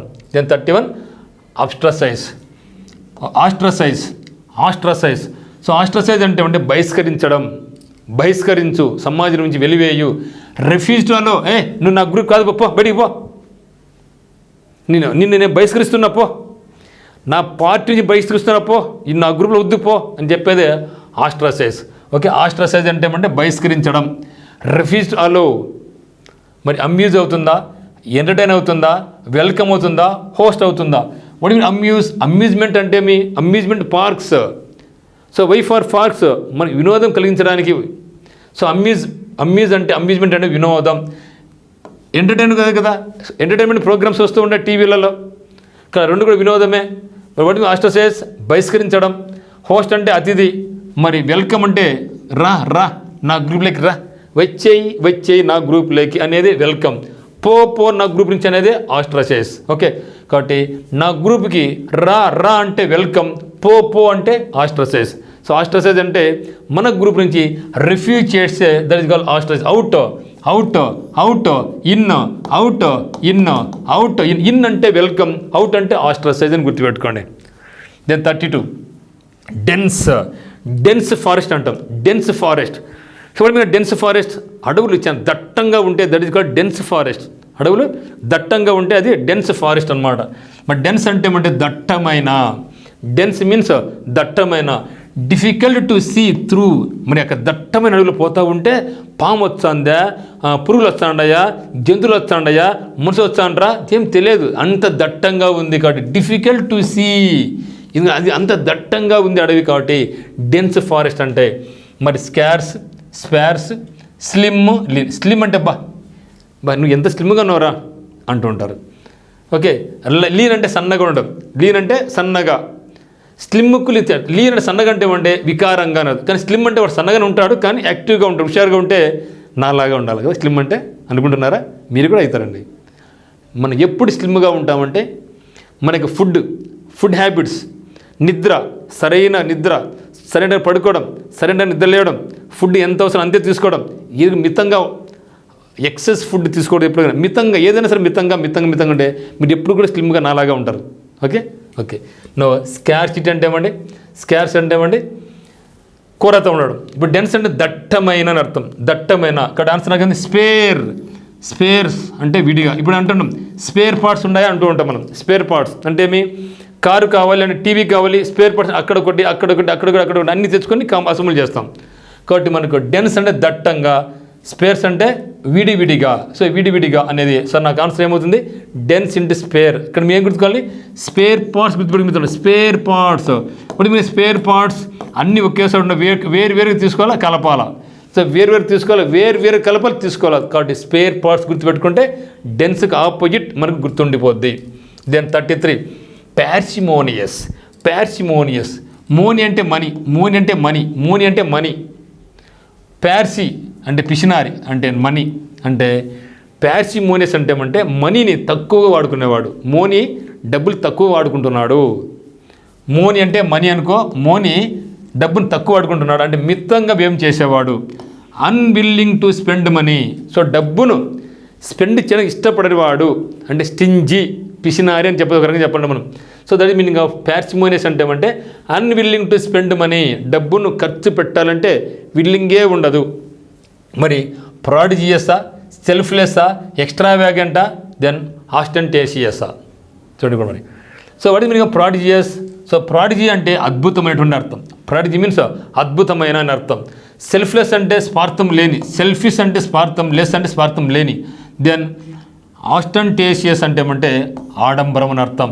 మరి ఎక్స్ట్రావాగెంట్ అంటే ఏమి? ఎక్స్ట్రా డబ్బులు ఎక్కువ ఖర్చు పెట్టేవాడు, స్పెండ్ థ్రిఫ్ట్. కాబట్టి ఎక్స్ట్రావాగెంట్ అనేది డబ్బులు ఎక్కువ ఖర్చు పెట్టేవాడు. పార్సిమోనియస్ అంటే డబ్బులు మితంగా ఖర్చు పెట్టేవాడు. ఓకే, కాబట్టి పార్సిమోనియస్కి ఆపోజిట్ ఏమవుతుందంటే నాకు ఎక్స్ట్రావాగెంట్ అవుతుంది. దెన్ 34 ఫెట్టర్ అంటే సంఖ్యలు వేసుకోవడం. సంఖ్యలతో ఖైదీని సంఖ్యలు వేసి కోర్టుకు తీసుకెళ్తారు. That is called fetter. Okay, fetter means సంఖ్యలు వేయు. A chain or manacle used to restrain a prisoner. So ప్రిజనర్ను రిస్ట్రైన్ చేయడానికి, బంధించడానికి వాడే సంఖ్యలను మనం ఫెట్టర్స్ అంటాం. మరి రిస్టోరా, ఎగ్జోనరేటా, లిబరేటా, డిస్ట్రాక్టా. What is distract? Don't distract అంటూ ఉంటాం. అంటే నీ యొక్క చదువు నుంచి నువ్వు డిస్ట్రాక్ట్ కామాకు, అనవసరంగా ఈ ఈ సోషల్ మీడియా నుంచి బయటకు వచ్చే డిస్ట్రాక్ట్స్ అన్నదన్నీ కూడా అంటూ ఉంటాం. డిస్ట్రాక్ట్ దృష్టి మరల్స్ కాకు, నీ చదువు ఫోకస్ చేసుకో, అనవసరంగా టీవీలో రీల్స్ అది చూడగాకని చెప్పేది డిస్ట్రాక్షన్. డిస్ట్రాక్షన్ అంటే దృష్టి మరల్చడం అనమాట. దెన్ ఎగ్జోనరేట్ అంటే నిర్దోషి, ఎక్స్ అంటే అవుట్, ఎగ్జోనరేట్ అంటే నిర్దోషి అంటే వాడు దోషి కాదబ్బా అని చెప్తే అది ఎగ్జోనరేట్. రిస్టోర్ అంటే రిస్టోర్ చేయడం. So restore. సో మన కంప్యూటర్లో రెస్టోర్ చేయండి అంటే తిరిగి పునరుద్ధరించడం, దాన్ని మనం రిస్టోర్ అంటాం. సో లిబరేట్ అంటే విముక్తి కలిగించడం. లిబరేట్ అంటే లిబర్టీ అంటే స్వేచ్ఛ. ఇక్కడ సంఖ్యలు వేశారు, ఇక్కడ సంఖ్యలు తీసివేశారు. సో లిబర్టీ అంటే స్వేచ్ఛ. ఇక్కడ ఫెట్టర్లో కట్టేసినాం, ఇప్పుడు వెళ్ళిపోయినాయి. కాబట్టి లిబరేట్ అనేది ఫెట్టర్ అనేటివి రెండు కూడా opposite words. Then harmony. So సొసైటీలో మనకి ఇండియన్ సొసైటీలో మనందరూ కూడా హార్మోనీ ప్రదర్శించాలా. కులాలకు నువ్వు పెద్ద కులము, నీ చిన్న కులము, నీ వేరే మధ్య, నయ్యి నా మధ్య, నీ తమిళనాడు, ఆంధ్ర, తెలంగాణ ఇట్లా కాకుండా మనందరికి ఏమి భారతీయులు మనందరం కూడా మనందరి మధ్య ఉండాలి, హార్మోనీ మెయింటైన్ చేయాలి మనం. హార్మోనీ అంటే ఏమండి? హార్మోనియం వాంచుతూ ఉంటే ఎంత గమ్మత్తుగా వాయిస్ వస్తూ ఉంటుంది. తేలిపోతూ ఉంటుంది కదా హార్మోని. కాబట్టి హార్మోని అంటే ఏమంటారు? సామరస్యం, a state of agreement of peaceful existence together. So ఒకరికొకరం పీస్ఫుల్గా ఈ యొక్క సొసైటీలో మనం నివసించాలా, ఒకరికొకరం పీస్ఫుల్గా ఈ యొక్క సొసైటీలో మనందరం నివసించాలా, సోదరభావం కలిగి ఉండాలా. So that is called harmony. So కాబట్టి స్ట్రైఫ్, క్రూయల్టీ, అన్నాయన్స్, మిస్చీఫ్. మరి స్ట్రైఫ్ అంటే ఏమండి? కలహించుకోవడం, అంటే ఒకరిని కొట్లాడుకోవడం. సో ఆన్సర్ అన్నీ సరిపోయి. ఇక్కడ ఏమి హార్మోని అంటే ఒకరికొకరు తోడుగా ఉండాలి. హార్మోని అంటే ఒకరు తోడుగా ఉండాలి. స్ట్రైఫ్ అంటే ఒకరికొకరితో కొట్లాడుతూనే ఉండాలి ఎప్పుడు చూసినా. దట్ ఈజ్ కాబట్టి ఆన్సర్ నాకు కలహం. అన్నాయన్స్ అంటే చిగా, రే డోంట్ అన్నాయ్ మీ, ఎందుకు అనవసరం చిగా పెట్టిస్తున్నావు. మిస్చీఫ్ అంటే అల్లరి చేసేవాడు. దెన్ క్రూయల్టీ అంటే క్రూరత్వం కలగవాడు. Then conciliation. సో కన్సిలియేషన్ అంటే ఏమంటే కాన్ అంటే విత్ కదా, రాజీ కుదర్చడం, ఇద్దరు వ్యక్తుల మధ్య రాజీ కుదర్చే, దట్ ఈజ్ కాల్డ్ కన్సిలియేషన్. కాన్ అంటే విత్. సో క్యాన్సిల్ చేయడం, వాళ్ళిద్దరి మధ్య ఏమన్నా శత్రుత్వం ఉంటే క్యాన్సిల్ చేయడం, రాజీ. The process of ending and agreement. The process of ending and argument. ఇద్దరి మధ్య ఆర్గ్యుమెంట్ ఉంటే వారిద్దరి మధ్య ఆర్గ్యుమెంట్ వద్దురా, ఇద్దరు బాగుండండిరా అని ఇద్దరి మధ్య రాజీ చేకూరిస్తే that is called conciliation. Then డిస్ప్యూటా, ఇరిటేషనా, కన్ఫ్రంటేషనా, సెపరేషనా. ఇక్కడ చూస్తే మనకు వాటి మీద డిస్ప్యూట్ వివాదాలు. సో డిస్ప్యూట్స్ అంటే మనకు డిస్ప్యూట్స్ వస్తాయి, మనకు పంటల దగ్గర డిస్ప్యూట్స్ వస్తాయి, ఇద్దరు ఫ్రెండ్స్ మధ్య డబ్బులు కూడా డిస్ప్యూట్స్ వస్తూ ఉంటాయి. సో అవి వంటి వివాదాలు అంటాం. సో వాటి మనం వివాదాలు అంటాం. ఓకే. ఇరిటేషన్ అంటే ఏమి? చిరాకు తెప్పించడం. కాన్ఫ్రంటేషన్ అంటే ఘర్షణ పడడం, సెపరేషన్ విడగొట్టుకోవడం. కాబట్టి కన్సిలేషన్ అంటే రాజీ పడడం, డిస్ప్యూట్ వివాదం అంటే ఆపోజిట్ అవుతుంది. కాబట్టి ఆన్సర్ ఇది అవుతుంది. Then 30 myth or myth. According to Greek mythology, according to Indian mythology అంటే మన యొక్క మిత్స్ పరంగా, కొన్ని పురాణాల పరంగా అవి జరిగినవి మనకు తెలియదు, కానీ వాటి ప్రకారం అవన్నీ కూడా జరిగిన ఊహించుకుంటున్నాం అంతవరకే. కాబట్టి అపోహ, మిత్ అంటే అపోహ, పురాణం అని అర్థం. A story from past times. A story from past times, ఎప్పుడో వందల వేల సంవత్సరాల క్రితం జరిగినటువంటిది, అది జరిగిందో మనకు తెలియదు, అటువంటి వాటి మనం మిత్స్ అంటాం. మరి మిత్ అంటే ట్రూతా, ఫాల్స్హుడ్డా, ఫ్యాక్టా, స్టోరీ అంటే కథ, అది కాదు. మిత్ అంటే అపోహ, ట్రూత్ అంటే నిజం, ఫాల్స్హుడ్ అంటే అబద్ధం. సో మిత్ అంటే అపోహ, ఇదైతే కాదు. మరి ఫ్యాక్ట్, ట్రూత్, ఈ రెండు కూడా మనకు దగ్గర పదాలు ఉన్నాయి కదా. మిత్ అని చెప్పినాం, అపోహ అని చెప్పినాం. అంటే స్టోరీ ఫ్రమ్ పాస్ట్ ఎప్పుడో జరిగిందని నువ్వు నేను చూడలే. మరి ట్రూతా, ఫ్యాక్టా అని చూసినప్పుడు రెండు దగ్గర పదాలు కదా. అప్పుడు మనకు ఆన్సర్ ఏమవుతుందంటే ఫ్యాక్ట్. మనకి ఏదైనా సరే సోషల్ మీడియాలో ఒక వార్త వచ్చిందంటే అది నిజమో కాదు ఎవరు చెప్తారు? We have to fact check చేయాలి, అవును కదా. So fact check. కాబట్టి మిత్ అంటే ఫ్యాక్ట్ చెక్ అని గుర్తుపెట్టుకో. ఈ యొక్క వర్డ్ మీకు ఈజీ గుర్తుండిపోద్ది మిత్రమా. నెక్స్ట్ 38 రిలక్టెంట్లీ చాలా మంచి పదం. రిలక్టెంట్లీ అంటే అయిష్టంగా. అన్విల్లింగ్, డిస్ఇన్క్లైన్డ్. సో డిస్ఇన్క్లైన్డ్, అన్విల్లింగ్ అని అర్థం. కాబట్టి రిలక్టెంట్లీ మీన్స్ అన్విల్లింగ్, డిస్ఇన్క్లైన్డ్ అర్థం. మరి ప్లీజింగ్లీనా, ప్లీజ్ అని అడుక్కోవడం. విల్లింగ్లీనా, వాంటెడ్గానా అంటే నీతో నీ యొక్క ఇష్టపూర్వకంగానా, హ్యాపీలీ అంటే సంతోషంగానా, సాటిస్ఫాక్టరీ అంటే మీ ఇద్దరం సంతృప్తికరంగానా, ప్లీజింగ్ అంటే ఆనందంగానా. మరి ఇక్కడ రిలక్టెంట్లీ అంటే సరిచూద్దాం. సో రిలక్టెంట్లీ అంటే ఏమంటే డూయింగ్ సంథింగ్ అన్విల్లింగ్లీ ఆర్ హెస్టేట్లీ. అంటే నీకు ఇష్టం లేకుండా చేస్తే దట్ ఈస్ కాల్డ్ రిలక్టెంట్లీ. నీకు ఇష్టం లేకుండా చేస్తే రిలక్టెంట్లీ అంటే అన్విల్లింగ్లీ. ఓకే. మరి స్పాంటానియస్లీ అంటే ఏమంటే, సో మనం ఎక్కడ పోతూ ఉంటాం, లేదా ఏదైనా జరిగింది, సో ఒక వెహికల్ వస్తూ ఉంది, నువ్వు వెళ్తూ ఉన్నావు, దగ్గర వచ్చినప్పుడు టక్కున పక్క తిరిగిపోతావు అంతే. అంటే స్పాంటేనియస్ అంటే నీకు ప్రమేయం లేకుండా టక్కున. So that meaning of spontaneous అంటే something that happens naturally without prior planning or pressure. Bus ఎదురుగా వస్తుంది, నువ్వు పోతున్నావు, చూసుకోవాలి, దగ్గరకు వచ్చినావు, టక్కున దూకేసావు అంతే. అంటే నీ ప్రమేయం లేకోకుండా న్యాచురల్గానే. So that is called spontaneously. Reluctantly అంటే ఏమంటే అన్విల్లింగ్లీ డన్, ఇష్టం లేకుండా చేయడం. ఇవి నాయన బజార్ పోరా అన్నాడు, నీకు ఇష్టం లేదని పోతావు, దట్ ఈస్ కాల్డ్ రిలక్టెంట్లీ. కాబట్టి ప్లీజింగ్లీ అంటే ఆనందంగా, సాటిస్ఫాక్టరీ అంటే సంతృప్తికరంగా, విల్లింగ్లీ అంటే ఇష్టపూర్వకంగా, హ్యాపీలీ. ఇప్పుడు చెప్పండి. సో రిలక్టెంట్లీ అంటే చెప్పినాం doing something unwillingly, doing something unwillingly. ఇప్పుడు ఆన్సర్ నాకు ఏమవుతుంది, విల్లింగ్లీ అవుతుంది, ఇష్టపూర్వకంగానే అని అవుతుంది. నేను 39 మ్యూటిలేట్. సో మ్యూటిలేట్ అంటే మ్యూటిలేట్ అంటే మనకి పీడబ్ల్యూబీడీ, ఫిజికల్లీ ఛాలెంజ్డ్ పీపుల్ ఉంటారు కదా, కొన్ని పార్ట్స్ వాళ్ళకి పాపం డ్యామేజ్ అయి ఉంటాయి. ఓకే, ఇక్కడ అవయవాలను తొలగించడం అని మీని కూడా మనం ఉపయోగిస్తాం మ్యూటిలేట్ అంటే. సో మ్యూటిలేట్ అంటే to damage somebody's body, okay, often by cutting off parts. Okay, యాక్సిడెంట్లో కానీ ఇంకొక రంగా కానీ బాడీలో కొన్ని పార్ట్స్ కట్ అయిపోయి ఉంటే దాన్ని ఏమంటాం మనం మ్యూటిలేట్ అంటాం. వికలాంగుడు అని కూడా అంటాం. మరి ఇప్పుడు నాకు ఇన్స్ట్రక్ట్ అవుతుందా, ఇండక్ట్ అవుతుందా, కండక్ట్ అవుతుందా, మెండ్ అవుతుందా? ఇప్పుడు మీరు ఇన్స్ట్రక్టర్ అంటే ఎవరు, బోధించేవాళ్ళు. ఇప్పుడు నేను కూడా ఒక గుడ్ ఇన్స్ట్రక్టర్. మీరు ఇట్లా అంటే మీరు ఇట్లా చేయండి, అట్లా చదవండి, ఇట్లా చేయండి చెప్తాను. ఎందుకంటే నేను ఇక్కడ ఎక్స్పీరియన్స్ నాకు ఉంది కాబట్టి ఐ హ్యావ్ టు ఇన్స్ట్రక్ట్. ఇక్కడ ఇన్స్ట్రక్ట్ అంటే బోధించడం.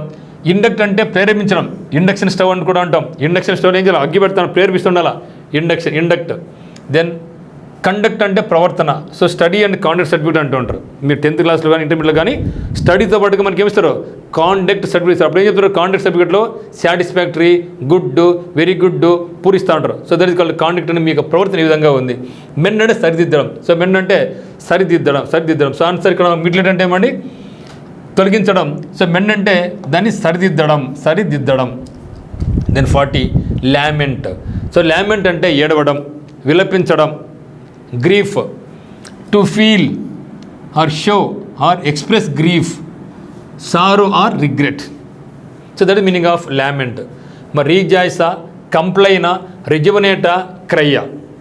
చూస్తే ఇక్కడ రీజాయిస్ అంటే ఏమంటే ఆనందం, జాయ్, రీజాయ్, అబ్బా ఎంత ఆనందమో, రీజాయిస్. లామెంట్ అంటే ఏడవడం, బాధపడడం. అక్కడ ఆన్సర్ తెలిపింది కూడా. లామెంట్ అంటే ఏడవడం, రీజాయిస్ అంటే సుఖంగా. దెన్ కంప్లైంట్ అంటే ఫిర్యాదు చేయడం. ఎప్పుడు కంప్లైంట్ ఇస్తూనే ఉంటావు. So complain by where complain, అది కంప్లాన్, ఇది కంప్లైన్. సో రిజ్యువనేట్ అంటే ఏమంటే పునరుజ్జీవనం, రీ అంటే అగైన్. సో పునరుజ్జీవనం. క్రై అంటే ఏడవడం. ఇక్కడ లామెంట్ మీన్స్ రీజాయిస్.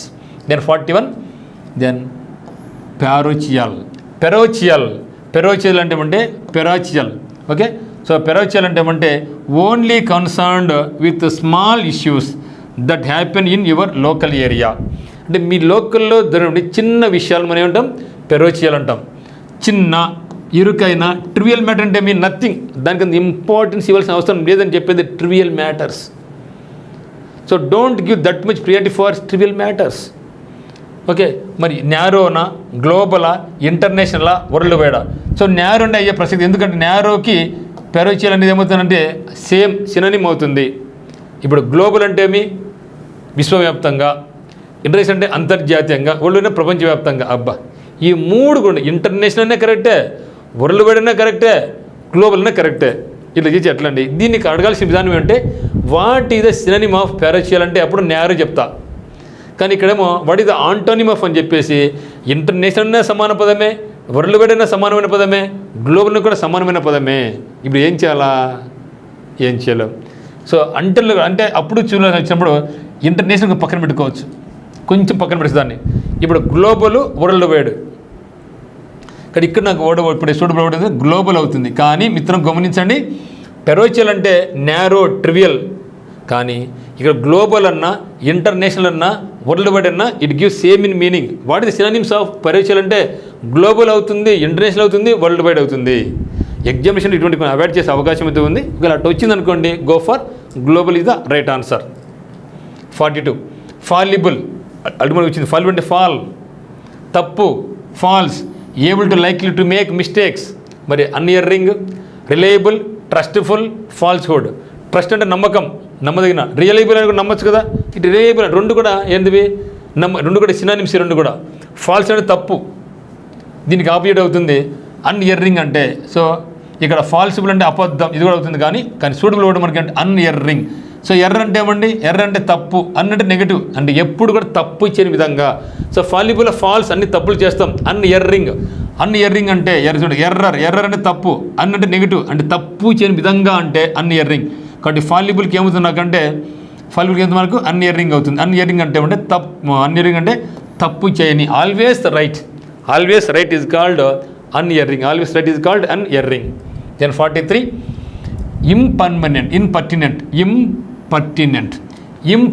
ఇంపర్టినెంట్ అంటే రూడ్, అసంబద్ధమైన అర్థం. అసంబద్ధమైన. ఇంపర్టినెంట్ అంటే రూడ్, డిస్రెస్పెక్ట్, ఇంపొలైట్. పొలైట్ అంటే గౌరవించడం, ఇంపొలైట్ అంటే గౌరవం లేనటువంటి, రెస్పెక్ట్ అంటే డిస్రెస్పెక్ట్. రూడ్ అంటే రూడ్ అంటే చాలా క్రూరంగా ప్రవర్తించి, దట్ ఈస్ కాల్డ్ రూడ్ అనమాట. అంటే ఇక్కడ అసంబద్ధం అంటే not showing respect to somebody or rude. So that is called impertinent. కాబట్టి ఇంపర్టినెంట్ అంటే ఏమంటే something that is not suitable or relevant. Appropriate meaning అంటే కరెక్ట్గా సూటబుల్ అయ్యేది. సో మనకు చెప్తూ ఉంటారన్నమాట, కింద ఒక సెంటెన్స్ ఉంది, ఒక దాంట్లో ఖాళీ ఉంది, ఆ ఖాళీలో ఏది suitable word, choose the appropriate word of the following statement to fill the statement అంటూ ఉంటాడు. సో అప్రాప్రియేట్ అంటే ఖచ్చితంగా అక్కడ ఫిట్ అయ్యేది, సూటబుల్ అయ్యేది. That is suitable or fitting for a particular purpose is called appropriate. కాబట్టి ఇంపర్టినెంట్ అంటే ఏమంటే రూడ్, డిస్రెస్పెక్ట్, ఇంపొలైట్ అని అర్థం. మరి దీనికి ఆన్సర్ చూద్దాం. సో రెస్పెక్ట్ గౌరవిస్తున్నాడు. Appropriate modest, arrogance. What is arrogance? అహంకారం. రెస్పెక్ట్ అంటే ఏమి? గౌరవించడం. రెస్పెక్ట్ అంటే ఏమండి? గౌరవించడం. సో అప్రాప్రియేట్ అంటే ఏమి? సముచితం అని అర్థం. సో మోడెస్ట్ అంటే నిరాడంబరం. ఇప్పుడు మనకు స్టూడెంట్ ఓడి చూద్దాం ఏముంది మరి. ఇంపర్టినెంట్ రూడ్ అని చెప్పడం. సో రూడ్ అంటే ఏమి? రెస్పెక్ట్ ఆన్సర్ అవుతుంది. Opposite appropriate. ఇక్కడ నాకు రెండు ఉంది చూడండి. ఇంపర్టినెంట్ అంటే something that is not suitable. So not suitable ఉన్నప్పుడు నాకు ఆన్సర్ అయితే రెస్పెక్ట్ఫుల్ కూడా మీనింగే.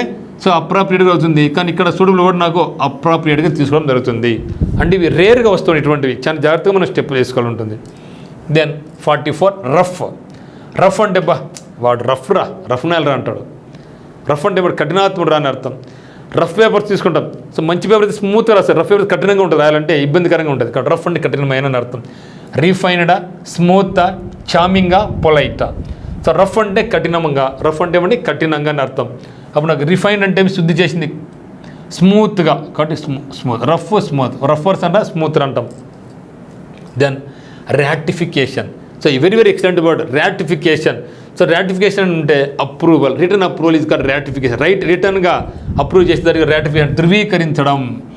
సో రాటిఫికేషన్ అంటే ధృవీకరించడం.